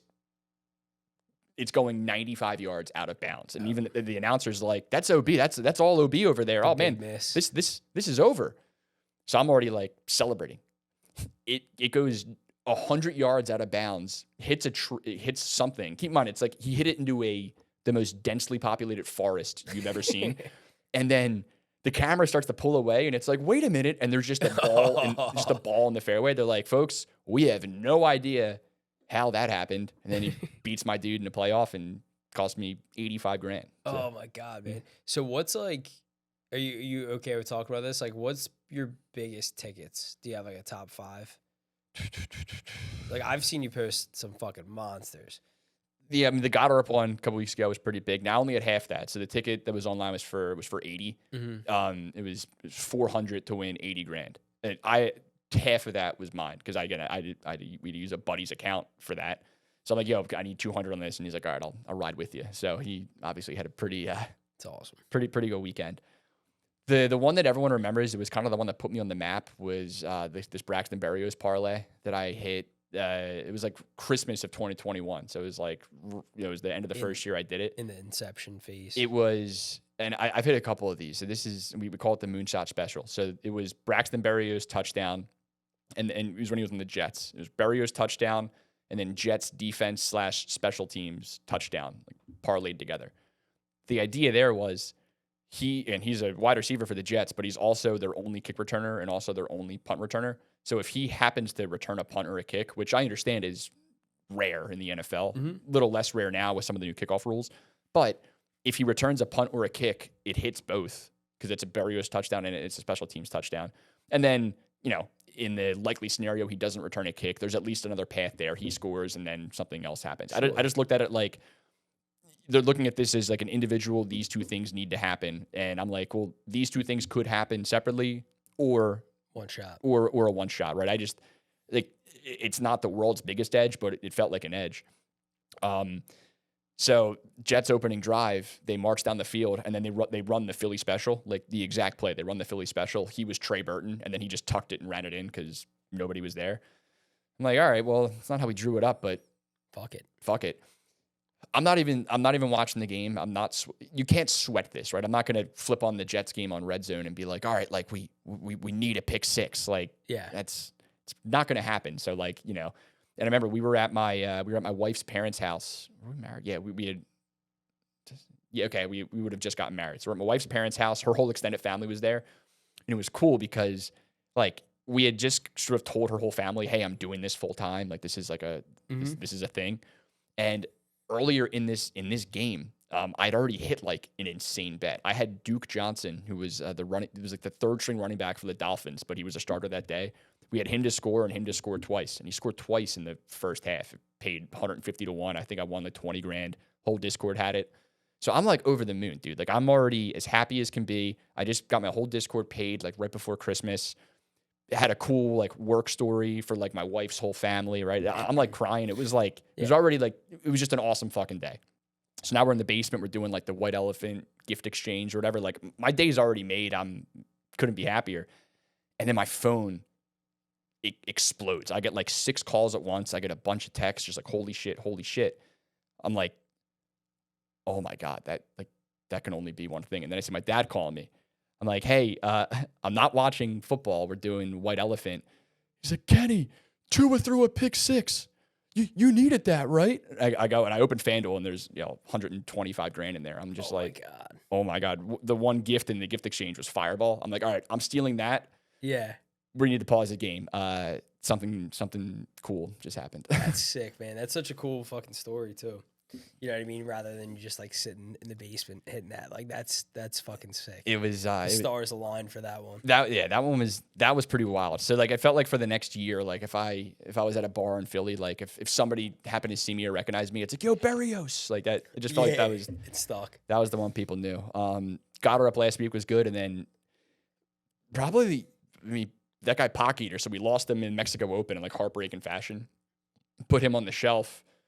I bet him one more time last year at the Rocket Mortgage, shittier tournament in the summer. For a normal golf event, I'll usually bet 2, maybe 3 guys, and then some of those round props if I see something I like. For the Masters, I might do 5 just to have some more horses. For the Rocket Mortgage, I bet 1 dude. So I think my maximum bet was like $880. I put it on him. He was the one horse. If I was ever betting him, this was the week to do it. And he, in a very dramatic playoff, I think it went 7 holes. He won that. That was like 85 grand. Damn. That one felt good. Dude, yeah. So those are like monster spreads. It's fucking awesome. Yeah, I mean, like if you took my 10 biggest hits ever, like the average odds of them is probably like 100 to 1. Like it's it's moonshot. It's not supposed to be a profitable recipe, but it's I just think if that's the route that you're going to take, plan around that. Like you have to treat your volume a certain way. You got to be way more. You have to be way more disciplined than when you like stuff, right? You have to have your own parameters for, for golf. I feel like I get to Wednesday and there's probably 5 guys I really like, and I'm not betting 5 guys this week. I'm only going to bet 3. So how am I going to delineate between this guy versus this guy at this price versus this price? And, that's, those decisions are, what make you money. Dude, it's fucking wild, man. So it's been fun, man. Yeah. Yeah. And like before this, you were just working like an office job. Like what was life like? I worked for a couple different like large IT companies called like ISPs, like Indian service providers. Like there's like 5 like mega tech companies in India that every company that on earth that works with in some capacity for something. So I bounced around a couple different types of those companies, and pretty much I was just like, I was like a market middleman, like a channel guy. Like a lot of these deals get done when like a big company hires an advisory firm and says, hey, advisory firm, we need a new partner for this technology. Which 5 companies should we evaluate, and then help us run a process to evaluate them? I had the relationship with all these different advisors. There was like 3 guys I knew. They did all the big deals. So my job was essentially take those guys golfing a couple times a quarter and have them invite whatever company I was with a few times a year to a couple of deals. Like it was a sweet gig. Kind of tell you. It was honestly, it was a sweet gig. Like I wasn't, you didn't like hate your job. No, like I didn't, there wasn't like a, you know what, dude, I got to get out of the grind. Like I'm going to find something for me and I'm going to make it. Like I kind of liked my job. It's just, I liked this a lot more and felt like this was probably the better path. Yeah. That's awesome, man. I love hearing that when people are like, even though you didn't hate your job, you're doing something now that like gives you energy. Yeah. Right? Like just even the Discord alone like has to be tight. Like waking up and just being like, "What's up, boys?" And, everyone's like, "Kenny." Yeah. It's fun. Oh, that tone's gonna depend upon, how the last week or 2 went, right? But yeah, dude, I think the first couple of years were I think the most fulfilling part of it all was like the actual process of building it, right? Like once it's like, okay, we're going for this, right? I feel like those first 2 years, man, it was just such a rush of like trying new shit, seeing what works. And then, eventually it hit a point where like, okay, like it worked. Now it's established. And I feel like there was a switch where it went from build it to don't break it, right? Like now it's just like, hey, what you have now is fine. Don't fuck it up. Don't fuck this up. And it feels like that's how, like, virtually how the last like couple of years have gone. And again, not complaining about a thing in the world, but like I did feel like I missed, the creation buzz, if you will. Yeah. Like I think, I missed having the actual building process of it all. So the last couple of weeks, I've had a little side project with my other buddy in the industry, and we've been building this baseball tool. So that's kind of what I've been in the background working on for, maybe just under a month, and we're probably launching it next week. So it was nice. First taste of building something new in the last couple of years. So it was, get to scratch that creative itch. yeah, exactly. Now, like, are you able to speak about that? Yeah. Can you talk about that? So, like, what's going on with that? Yeah, so it's called Data Labs. So it's essentially like what we believe is like the best baseball stats database that you could possibly get. So it's the standard Tuesday. You got like a Dinger Tuesday promo on FanDuel, and you're gonna bet a little baseball.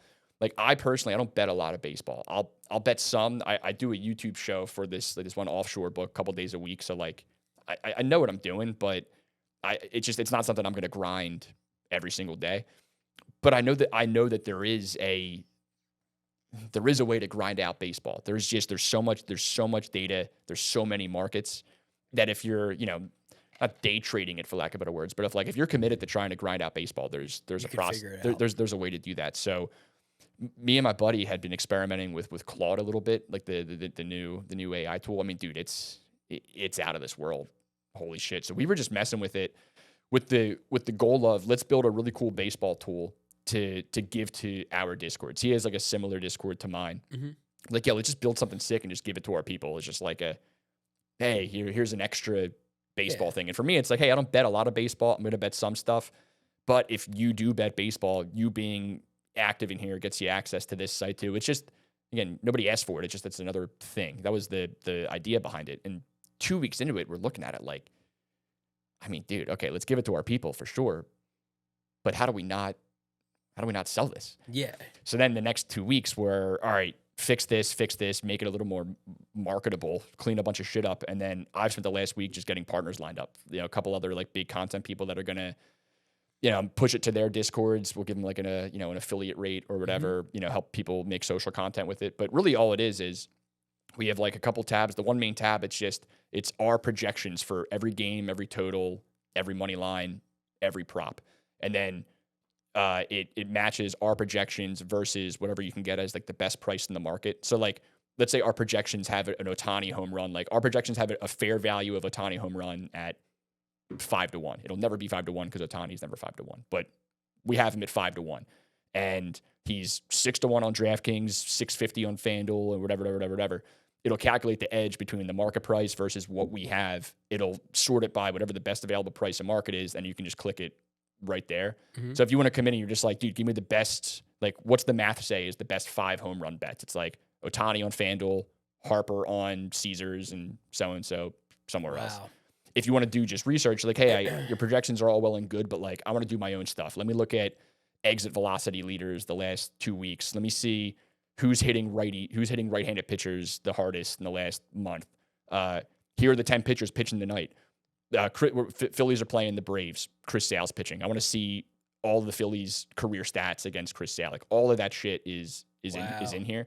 And then we have like a simulation engine too, where you can put in like Bryce Harper versus Chris Sale, and it'll give you like an at-bat simulation based on all the StatCast data and all the other stuff that we feed into it. But then it'll give you like 1,000 simulation output of like over 1,000 at-bats. We had it at this. I just think it's the most comprehensive baseball betting tool that like I've ever seen. Mm-hmm. And I've noticed within baseball, like, there's more people who bet the NFL than bet on baseball, but the people who bet on baseball, it's like a more invested gambler. Like, I think they're more committed to like a grinder mentality, sort of, if you will, and are more willing to pay for stuff like this. Like, there's a couple products out there that do really, really well, mm-hmm. that, we kind of had in our crosshairs a little bit. Like, hold on, like, we can literally make that and that in our sleep and sell it for a combined half the price is what they're doing. So we had our own ideas for it, and then kind of took a look at what was, what the market was buying, and then made what we believe to be the best version of it. So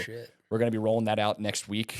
Really no expectations. Like, I think it's got some serious potential, but mm-hmm. for the most part, dude, I was just excited to like, all right, let's try to build some shit. Yeah. Yeah, it's funny because I was going to ask you if you're incorporating AI into any of your avenues, because I know like it's such like a buzzword. And dude, like the tech's there now. Like AI is where like a normal dude with an idea and like an open mind and some intuition can fucking figure something out without a whole dev team now. Like, dude, something that like there was such a large hurdle or barrier of entry for like tech, like bro, you can fucking do it now.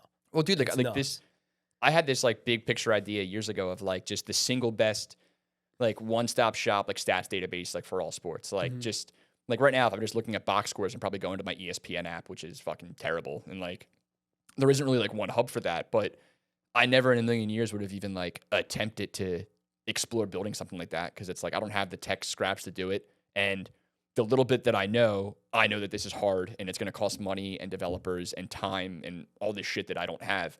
And now this exists and I'm still figuring out like what I can do with it. Like I've been using Claude a lot the last like 2-3 weeks, but I'm not using it to, I don't use it for any direction. I choose my direction. I feed it the direction I want it to go, but then I use it to just make shit that I'm looking up easier. Like I'm never going to be like, hey, Claude, based on the odds, like who do you like to win the Valspar? And because it'll give you an answer, right? But it's like I'm not replacing the actual handicapping. But last week I bet a lot of it. Like I said, I bet a lot of hole scores, and that's going to be dictated on pin position, the wind direction that day. Like, so what I do is I literally, my one monitor is, 2 different weather apps with like wind finder. My other monitor is all the pin locations. My other monitor is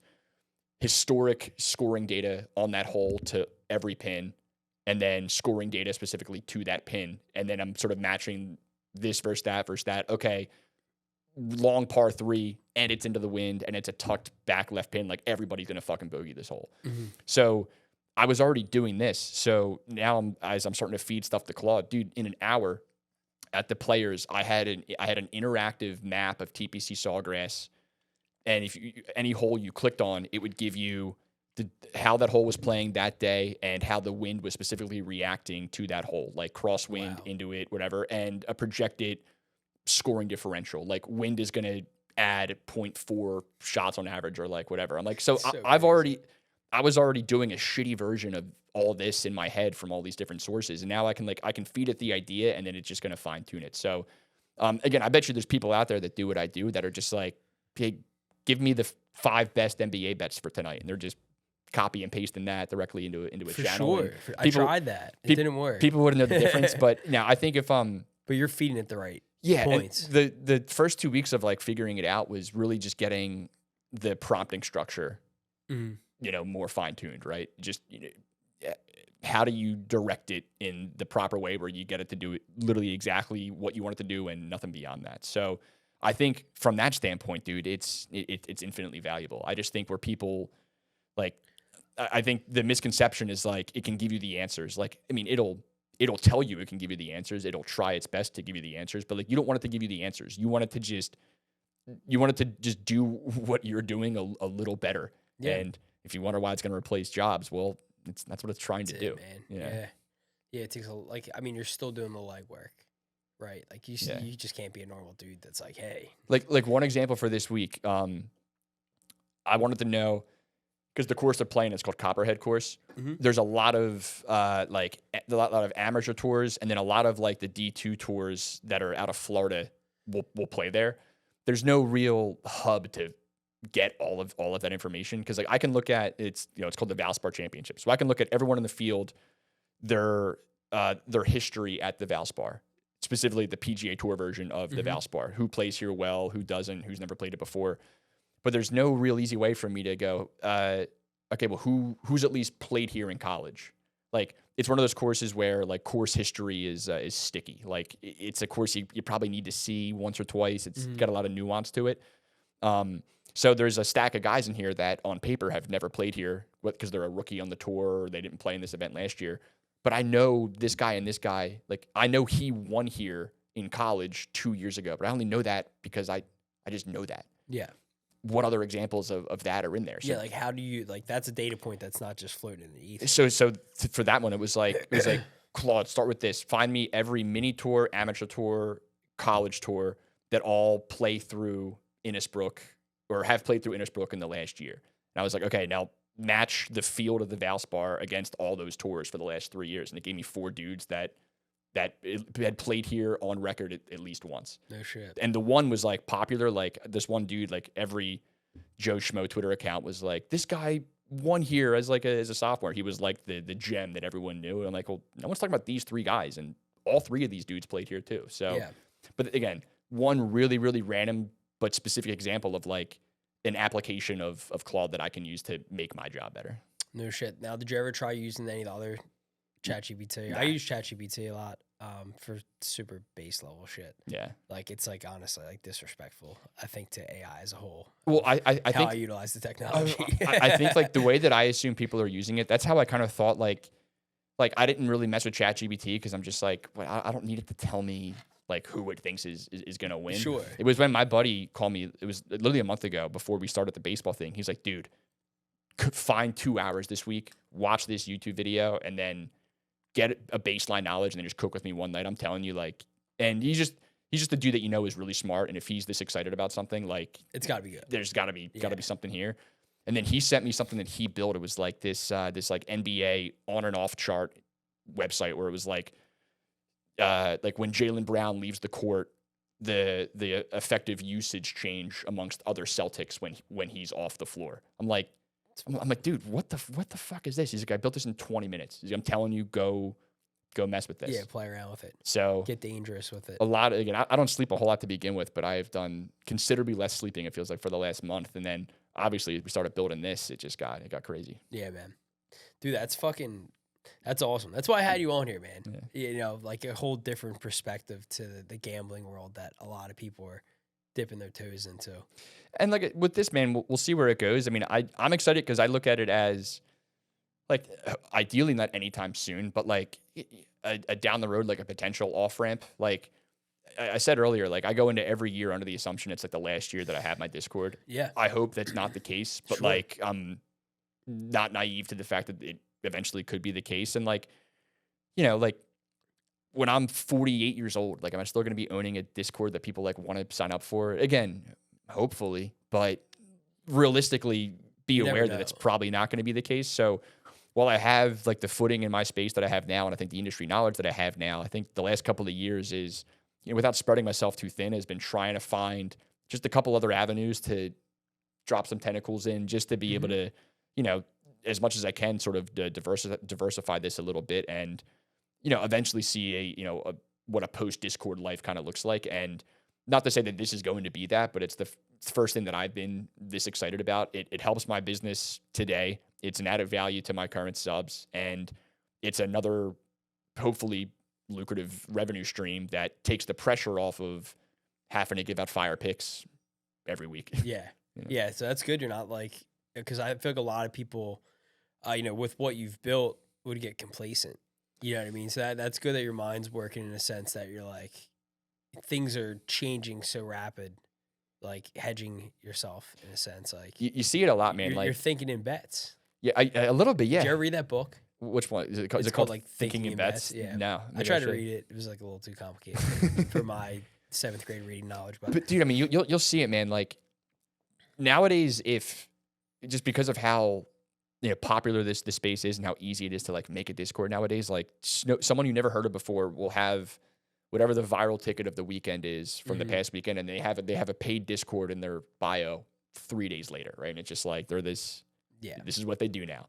And you'll see people like that, and they'll burn out quickly or whatever. But it is funny to see. Like you see these guys, they're smaller accounts. Maybe they're free plays on Twitter. They hit this one big bet. They start their Discord, and now they got a bit of a following. Following's growing a little bit. They've got however many paid subs they got, and you can see like their tone changes. Like the way that they're like you can hear their voice tone change a little bit when they're talking on Twitter. It's like they're talking from a more authoritative place now. It's like now. Like they used to be in the Twitter streets with everybody. They're not now. They're better than you now. Like now they're looking down on everybody. And then, fast forward 2 months when that dude hasn't hit a bet in 2 months, and you can see the tail between the legs. And it's like it's very easy to lose yourself in this space. And I think a lot of people get hit with, overnight success. And I think they assume that, well, this is clearly repeatable. This is clearly sustainable. And I mean, dude, you're literally gambling for a living. Like you have to be aware of the swings and the risks and present yourself in a way that doesn't overexpose you when shit goes wrong. For sure. Now, do you gamble outside of sports betting? Like, obviously, we talked about how you'll hedge a little bit and hop on the casino. Like, outside of poker, like, do you hit casinos? Like, do you consider yourself like a gambler in a sense? Yeah. Yeah, but not because I like going to the casino, just because like I'll gamble on anything. Like Okay. and not because I need the financial action. Like I think I'm more so like a competition junkie. Okay. Like Yeah. we have a family house in Sea Isle, so I was a fudgy wudgy guy in Sea Isle for years. And literally every day for the 3 years that I did it, every morning I would bet whoever would take my action on who would sell more ice cream that day. Like, Okay, so you're just competitive. I'm just competitive, right? And I like to win. Me and my brother were just in AC this past weekend with a couple of his buddies.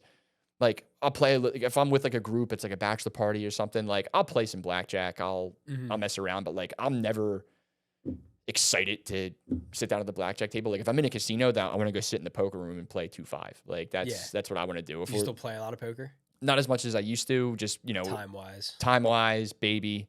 And when my full time job is gambling another way, like it's a little easier to justify going to the card room after grinding a 9 to 5. When my 9 to 5 is this, it's a bit of a tougher sell. But yeah, you're a 24/7 basically. I mean, right? Like, yeah, in a sense. kind of, yeah. It's one of those things where like if you're gonna do it right, you have to just kind of always be on. Like maybe a little less important nowadays, but the first couple of years, like there were glitches all the fucking time, and like you got to be there. You got to be there. Like that's if you, I would never have less than like $5,000 in any of my gambling accounts just for that one day the right thing appears. Like okay, I don't mind getting banned from Caesars. I'll take them for $40,000 and I'll eat the ban. Like it is what it is. You don't see as many of those as you used to, but yeah, man, you kind of got to be perpetually locked in. Dude, that's awesome. Yeah, I always wondered that, like, so, like if you just stuck to sports or if you did dabble in other things, but it seems like you got a good, well-rounded. Yeah, it's sports, and then I would poker is. I love poker. A clear second in terms of priority, but dude, I fucking love poker. Poker's fun, man. I got into poker, so I've been with my wife like 10 years now, and her father and his boys, like they're just big poker players. Like they've played since they were kids. They still play. Like, dude, they have fucking games during the week. Like their kids are older now, so they're like texting the group like, "Hey, we're gonna put the game up at 7." I'm like, I gotta put the fucking kids to bed. Like, I can't like get on. Like, what the fuck do you guys do? Are they doing like just like 1 and 10-cent cash games, or is like if they're getting together, is it like the weekly tournament? They do they do hold'em tournaments. Yeah. So, dude, like it could take fucking 6 hours. Yeah. And like they're like, "Oh, Ryan, why don't you want to play?" I'm like, dude, I just don't have 6 hours right now. But I think like as I've kind of like distanced myself from sports gambling in a sense, like I still get a lot of fucking enjoyment out of like a live game poker. Yeah. Like, dude, it's just like. But live, like I don't even really. I'll play some online poker, like wife and baby go to bed, like I'm up anyway. Yeah. But it's not fulfilling, dude. Like I enjoy the chatter at the table. I enjoy just the camaraderie. It's just it's a totally different game, I think. But like I've had main event World Series of Poker on the bucket list for a while. I'm probably 50-50 if I'm playing this year. I'm dangerously thinking about it. If not this year, I'll 100% do it next year. But it's something that I've strongly considered doing. It's just like say I did it, at least once. And with my following, dude, I mean, I could sell off as much action as I feasibly wanted to, but I got the green light to do it from the wife, so that's obviously step one. But it's just I want to see what the next 2 months look like. Like if I have any other like major trips planned, then I probably can't. Yeah, it's a big commitment. Yeah, because if you get in, right, it's like if I'm going like I'm 2 weeks. The main event itself, I think it'll be like 7 or 8 days, and then they're moving the final table back to November, I think, this year for the first time in a while. But yeah, so I mean, obviously, I'm going there not expecting to win, but it's like I gotta be free that whole week if I'm gonna commit to doing this. So we'll see. If not this year, next year, but it's on the list. Now, do you get to, with like how kind of like intensive the attention to your business is, do you get to still travel a lot and stuff? Like, do you feel like you get like flexibility there, or? Yeah, I mean, I think we're traveling a lot less just with the baby now, but Sure. yeah, like in prior to having the baby last year, like my wife and I were able to travel a pretty good amount. And it just on certain trips, like I would give her the heads up of like, just, hey, on this day and this day, like I need a little extra time. Like Mm. if we're at like a really nice coffee shop in Switzerland, like don't give me the death stare if I'm on my phone, which is something I know that I needed to get a little better at. But yeah, like not that I don't think anyone super important that would give me trouble for this is listening. I got to have my people lined up. Like if it's an NFL week and we're away and I'm not in a FanDuel state, like I've got my people with the money in the account ready to play what I need to. But yeah, like I remember doing a stream from our honeymoon. Like we got married, we went to Barbados for the honeymoon. And I think I just on my phone did like a Twitch stream in the pool, put out a few bets, and I was like, all right, I'll see you in a week. Like, Yeah. Yeah. It's cool, man. Yeah. Cause like with your business, like you have to be in your business. Yeah. I know a lot of like entrepreneurs, business owners, like they struggle, building the right amount of separation between work and family. But like, it seems like you were pretty upfront with your wife about like, hey, like this is what it is. But are you good at separating too? yeah, I mean, look, like on a normal day, like to like the naked eye, it may not look like it because it just looks like I'm kind of just pacing around my basement a lot. But like I'm putting in some serious hours. But within that, I also have flexibility. Like if I'm like on Monday, I'm over the course of a couple, like I'm probably spending 4 or 5 hours just doing, Valspar Championship research. Now, all of that doesn't need to be done at 2:00 on the dot Monday. So my kid's not napping and my wife's on a work call. I'm able to just check out for an hour and go be dad and go do stuff. And, I can revisit this later. So I have like the built-in flexibility to be able to do like some smaller stuff like that. But as long as I feel like I've left myself enough time to, at least feel prepared. Yeah, that's awesome, man. That's cool that you have that flexibility because a lot of people like don't get that aspect of early parenting. Yeah. You know what I mean? Like I got hurt, so I was off of work for like almost a full year when we had my son. And I remember being like to my wife, like, dude, what the fuck? Like, this is a lot. Yeah. You know what I mean? Because when we had my daughter, she's about to be 8. Like, I was working like 12, 14-hour days. I was working night shift. Like, I was not a present parent. Lot of post-work meetings. Yeah, that too. Yeah, like I'd be out like I didn't give a shit. I was fucking 27, I'd be out all the time. And like I really got an opportunity to be present with my son. And I was like, fuck, man, this is an opportunity that like 90% of men don't get to, or like just people in general with how busy life is. 100%. And that's something that I knew I wanted to like really take advantage of like early on, like, hey, like, you've got the schedule flexibility to be around more. So like they put the onus on me to like really structure my weeks properly so that like, all right, like Monday I can overcommit and just lock myself in the basement for 7 hours. And that way, like Tuesday, I've got a little more time. After I'll do this morning show. I have an afternoon stream and I've got 3 hours in here where I can just be dad, if need be. So again, it's something that I've been doing this, pushing 5-6 years now. And it's like, I'm still figuring out the correct balance, man. I mean, I'm like each day is still a little raw for lack of better words, but it's been fun. Like it's cool when if I have friends come over, they get to see the setup or not. They're like, all right, so like it's Sunday morning. Like what does this all look like? And I'm like, all right, here's my recording software. Here's where my Twitch chat is. Here's where I keep the books. Here's my data. And here are all the buttons I hit throughout. And they're like, dude, like, how are you processing any of this? Like, it looks insane. Yeah, the whole operation. Yeah, it's fucking awesome, man. Now, like, do you ever like you have to be at your computer when you watch most games, or do you ever get to like just chill? Nah, like, on a Sunday, I'll like if it's a normal Sunday, I'm in my basement. We have like a pretty sweet bar that we kind of built in down there. Like it's like the backdrop for my studio. So I have my setup where like if I'm putting extra plays in, I'll go sit at my computer. But for the most part, I can kind of just veg out and that's awesome. Keep an eye on everything. Like, once the games start, like I'll have some live bets. Maybe I'll wait for inactives to come out for the late slate and I'll add 1 or 2. But by the time 1:00 hits, like 99% of my bets are in. Like I've made my bed. Now I gotta Now I got to just take it. Yeah. And then, if I'm going to add something, I'll hop back on the computer. Like I now that I have this set up and I've been, so accustomed to when I'm doing research, I've got 4 monitors and I just have I got a thing. To your point, like if we're out on vacation somewhere, like I can't just research on my phone. Like I feel like even if I find the data I'm looking for, like I feel like I'm not doing enough. It feels like I'm half-assing it. So like knowing when I'm going to be away from the setup, like I'll front load as much research as I can to, on a day where I know like To set yourself schedule's wide open. This is a total grind it out day. And then, you have the flexibility the rest of the week to fill in the gaps. Dude, that's awesome, man. Yeah, you're very unique, a very unique business, and you're obviously operating at a very high level.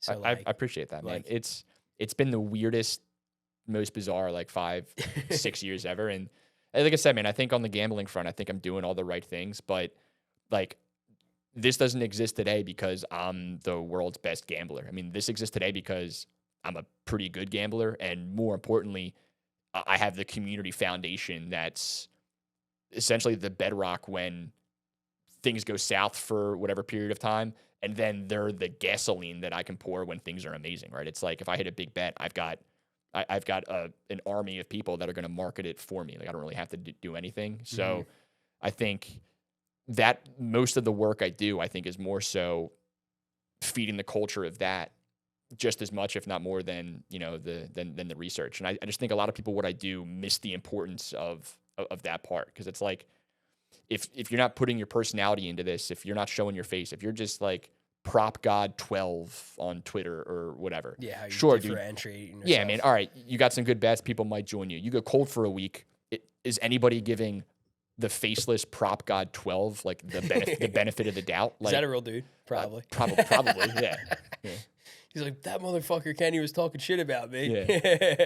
Well, dude, I'll get DMs. Like some dude DM me. He has like a smaller Discord, and like not to shit on this guy, but he was just like, generally asking for advice because I've heard, I know that you're one of the more well-known guys in the space. People at Dub Club said you have the highest retention. Like, do you have any advice? And I look, and it's like his profile picture is just a bag of cash, and his name is like, it's like generic gambling legend, like whatever.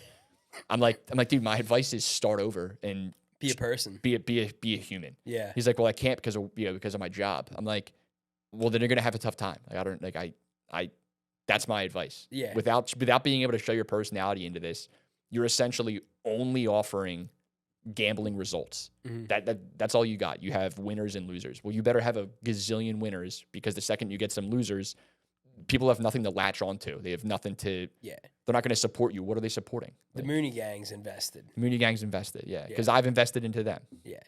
So like you said, like you got dudes that have been in there like for a fucking minute too, right? Like, dude, when we launched in 2021, I think like that day, I think we had like 845 people was like our end of day one. That's our count. And I think of those 845, I think like a little over 600 are still there. Damn, that's crazy. As like the original. The OGs. Do they get like does it say something next to their name? It says OG. You have a different color name tag and everything. Put some respect on it. Well, dude, we have a whole.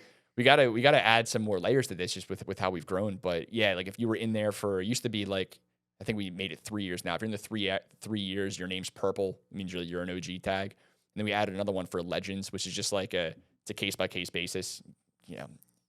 Someone's like, how do you know if you're a legend? I'm like, you'll know. You'll know. So like, we'll add one like every 4 months. We'll make a big announcement and make it this whole ordeal. But dude, I'll get DMs like, hey man, like I'll pay an extra $5 a month to be purple. I'm like, no, that's not how this works, man. You can't pay for it. You gotta earn it. Yeah. And then we've been chopping it up for a minute. I could keep going forever. I love that you incorporated fucking South Park into it. I think that's what initially drew me in. Cause like I've been watching South Park since second grade. Yeah. You know what I mean? So I love the like, how did Kiil Kenny like that? How did that find its inception? The same way Moonshot did, where it was just like, I typed it and I'm like, yeah, that works. That works. Like the Kiil Kenny thing. I wanted to have like a more legit, like online gaming name. I'm like, well, dude, none of the pros have numbers in their name. So I can't be like, MacANDRESS 420 or like whatever the fuck it probably was. And I I had used Kiil Kenny for one thing in the past. I'm like, oh, Kiil Kenny I kind of like because it's like, Kill Kenny, play on words. Kill Kenny's a city in Ireland. Like, all right, this is gonna work. So I did that, and then I'm like, oh, the South Park angle, I can probably play into this. So I just ripped I pretty much made a generated South Park character and added some moonshot swag to it. Dude, it's hilarious. My dad's like, are they gonna can they sue you? I'm like, I'm not like. What? I was like, in 5 years, I've probably lost 10 grand on the merch that I've given away people. I was like, if they want to take my merch money, by all means. Like, yeah. Hit you with a copyright or something. Yeah. But yeah, man, dude, I appreciate you coming on tonight. Yeah, man. It was fucking awesome to learn more about, your journey. And dude, I don't think Mooney Gang's going anywhere. So, well, dude, I'm excited to see where it goes. I'm gonna have some questions for you next year because of all the things that I've done, I've never done like a steady podcast. That's like the one sort of media angle that I haven't taken advantage of. And I know that I have the audience for it. I've just, one, I've never had like a dedicated number 2 in mind. And then like the infrastructure required to upload it, cut it, and do all that. So I'm going to have a bunch of questions for you for how you go about this. Cause this time next year, my goal is to have like the number 1 golf betting podcast. Hell yeah. I think there's a huge audience there. Like people who bet golf. It's like the baseball bettor is like a more invested bettor. Like the golf bettor is like that. Like if you're betting on golf and you listen to some podcasts, I guarantee you listen to a golf betting podcast. And there's like 4 or 5 that everybody listens to like some combination of, but there isn't like the one that I feel like that it's like they're the king and everyone else is kind of like following in line. So I think there's an opportunity there, and I'm already doing enough golf blabbing a week on my stream to people. So might as well just make it official. Might as well make it official. So I'll be talking to you about how to set this up. I literally feel like I'm on Rogan. This setup is insane. It's the Delaware County Rogan. Yeah. Or like my one buddy last week was like, dude, I feel like I'm on like 60 minutes. Yeah. You know what I mean? I'm like, yeah. So like I said, this is my buddy Drew's studio. I'm grateful that he like lets me utilize it because like I would never have been able to figure this shit out. Yeah, this is sick, dude. You know what I mean? And that's something like I had this idea of starting a podcast. Like, dude, I'm a normal Delco guy at the end of the day. And I'm like, all right, if I'm going to do this, I have to do it right. So that was kind of like a deterrent for me was like, how the fuck do I figure this out? And then when he was like, bro, just use my studio. It was that now I'm learning. Yeah. Like through the process, and instead of like, he's almost like a mentor in this realm for me because like instead of all the hard work that might have like prevented me or prolonged the process, like it was kind of plug and play. Yeah. But now I know like I think it's like the AC7 Sony, like this camera is the shit. Like the quality's going to be good. Like the TVs, for instance, right? Like the one episode specifically, I must have bumped this camera when I was doing the audio, and then I could see it here. And I'm like, bro, what if I filmed like a 2-hour podcast and it was just of like your chest or something? Yeah, just your like, tits. Yeah, you know what I mean? Like it'd be cool if I was just a straight audio platform, but I utilize YouTube. So, but like this is still a work in progress. Like definitely learning more shit that I could add. This not being my own studio, like I feel weird if I just put like a big fucking poster up here or something like that. Dude, you got to make the space work for it. But dude, hopefully in a year or sooner when you're ready to start, I can give you the fucking playbook because I love to be able to help. I'm very transparent. Yeah. You're like, I don't gatekeep anything. Like, because I want to see other people like do cool shit. If I have a golf podcast next year and the backdrop is this, then everyone listening will know I probably called Drew. Yeah.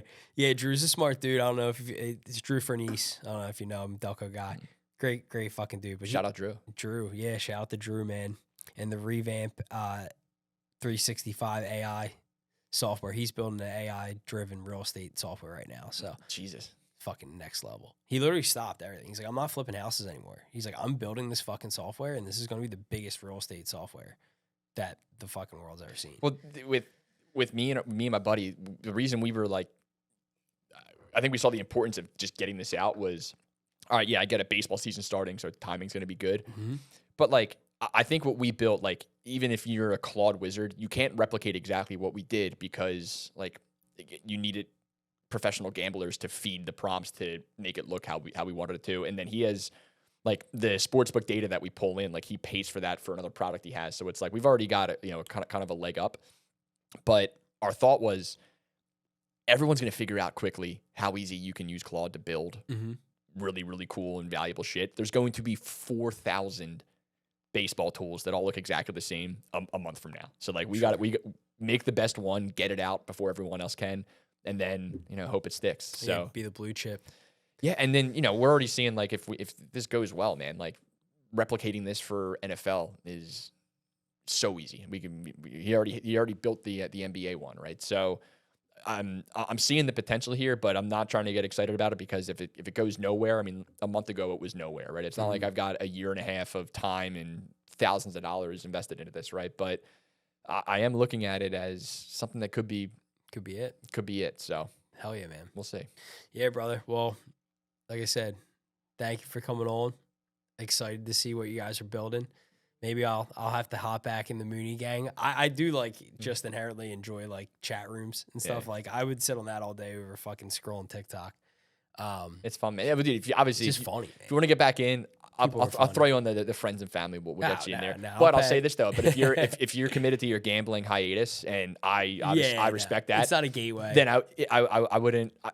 I would stay out of it if you're trying to gamble, but you just want to lurk in the chats. I even tell people like, dude, if you're hanging out in here, like you're gonna see one ticket and you're like, fuck, No, I've actually, dude, I've done a lot of personal work over the last like couple years that like I'm like a complete different person. Yeah. Like the fact that I can just like have a beer and like I don't even I don't have that maybe it's because I got kids and other responsibilities. Like I have shit I'd so much rather pour energy into. The kids, that'll rewire you overnight, For sure. Immediately. Yeah. So like I'm not gonna spiral. I'm like so far removed from, and even my wife says it. She's like, I like this version of you. Yeah. You know what I mean? Like we used to get out and like rush to see who could get the drunkest so they didn't have to drive. I was gonna say, as soon as you finish bettering yourself, she's gonna tell you she's bored. I think this is what the context clues she was giving me for years that like I've finally gotten to the point. Yeah.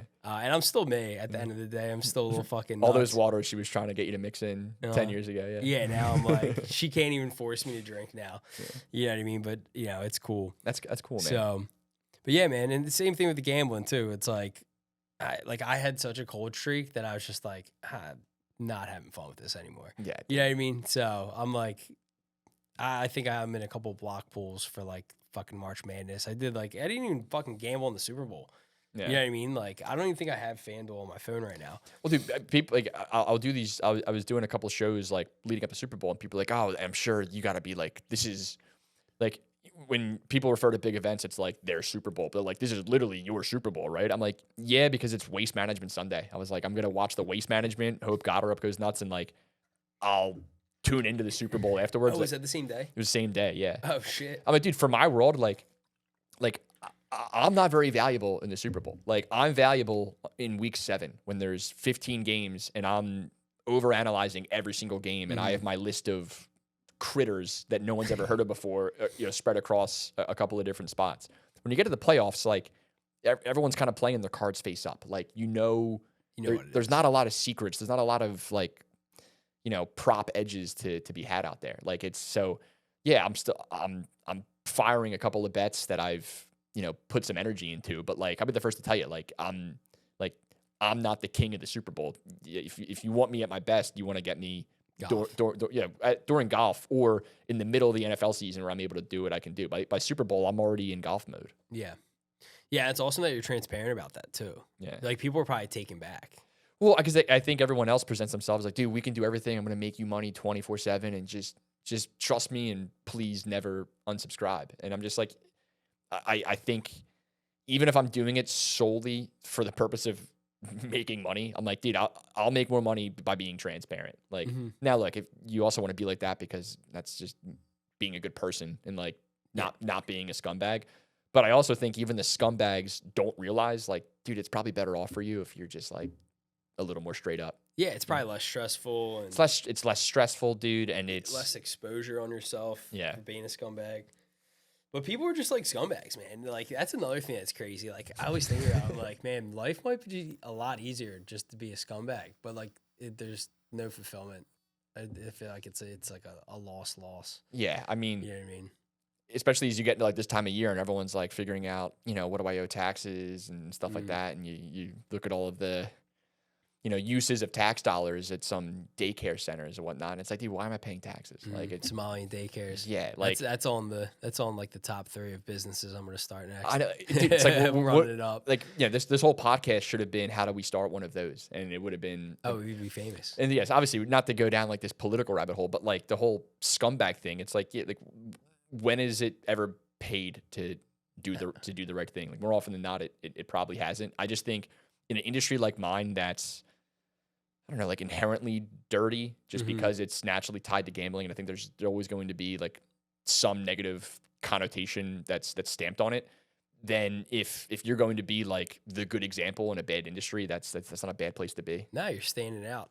You know what I mean? Some people probably think gambling, they think of like their greasy Italian uncle that like says he has all the locks on Thanksgiving with his big old chain, then he's borrowing money off you by like the end of the second game. You know Wearing the aviators inside. Yeah. So, hell yeah, man. Well, fucking hyped to see where all this goes. Yeah, man. Dude, whenever you're ready to start a podcast, I got you. Yeah, dude. Honestly, I'll come on. I'll talk about golf. Oh, dude, I play a little bit of golf. You're good on the mic, man. I've heard all I need to hear. Yeah. I've passed the test. Oh, dude, I've been taking notes the whole time. We'll debrief. Dude, you know what, man? That's one big thing about this podcast. I think I've been able to like take something away from each conversation I've had with every guest. You know what I mean? And like I think this one, like you talking about the streaming, like, and I have that anxiety built around just speaking by myself. Like I think that's something I gotta crack. Yeah, but dude, you do it once, and you're gonna have some scars from it. Like it's gonna, but then it's that much easier to hit play the next time, and then by the third time, it's second nature, and you're not even. Yeah, you're just flowing. You're just flowing. It's like riding a bike. But yeah, man. Appreciate you, dude, dog. Appreciate you, man. Thank you. Oh man, you're tall. You can reach across the table. I know, Something like if I got a short person on here, we're like. Well, dude, I'm hoping I'll leave this. I'm hoping my son's on a bit of a different trajectory than me. So like I'm like 6'1", and I'm 111 pounds. Like my frame is very Wemby-ish. It's good for golf. I was the shortest kid in every line and every grade until like my sophomore year. Like I was 4'11" ending my freshman year of high school. Oh shit. And then like it was like end of freshman year to my senior year, I grew like 1.5 feet. My son is enormous. At one he was like 99.9 height percentile. Big dog. And like 70% weight. She's like, he's a big boy. I'm like, all right, well, I was a dwarf until a couple of years ago. So if he wants to be a little better at sports than I was when I was a kid, good for him. He's gonna have that edge. Yeah, dude. Same thing with like it's funny you mentioned that because our son is fucking. He's just he's huge. Like people think like we brought him to daycare, and like the lady was telling us about stuff he was doing, and like how like she's like, don't worry that he's not talking yet, and I'm like, why would he be talking? And then like my wife had a conversation with her, like told the lady his age. And she was like dumbfounded. She's like, this fucking kid's only like a little over a year. Like I thought he was 2. Oh, that's what she was like. Don't worry, like he'll talk eventually. Like, yeah. It was like prepping me. I'm like, oh, the fuck, dude, just turned 1, bro. He's whatever. Yeah. But my wife's biological father was like a 6'4", like dude looked like Ronnie Coleman. He was like this big bodybuilder. Yeah. So I'm like, oh fuck yeah, like this might be the first Geller to crack like 5'7". So I'm right there with you, man. Let's go, man. Maybe they'll be playing. Where you at? You live you Dalco, right? Yeah, we live. If you know where like Bon Air Firehouse is, yeah, like right by Steel Field. We live. Okay, so they'll be playing against each other maybe one day. Yeah, dude, football and stuff. Hoping to get a golf club in his hand at some point. We got like a baby set of clubs that I'm waiting for the right day to break out for the first time. Yeah, you gotta watch. Like we tried the baseball thing, and he just walks around the house with like a fucking caveman, just hitting stuff. Just hitting stuff. But he's getting reps in. He's getting reps. He's got a good form when he like hits the dog. You know, he kind of fucking steps into it. So yeah, turning the hips, everything. Yeah. He's a fucking natural. Yeah. You know what I mean? So, but yeah, man. Appreciate you, brother. Yeah, man. Have me back anytime, man. Any excuse to pop in the studio, man. Yeah, I'm there. You're always welcome on the Delco version of 60 Minutes. Let's go. So, all right, bro.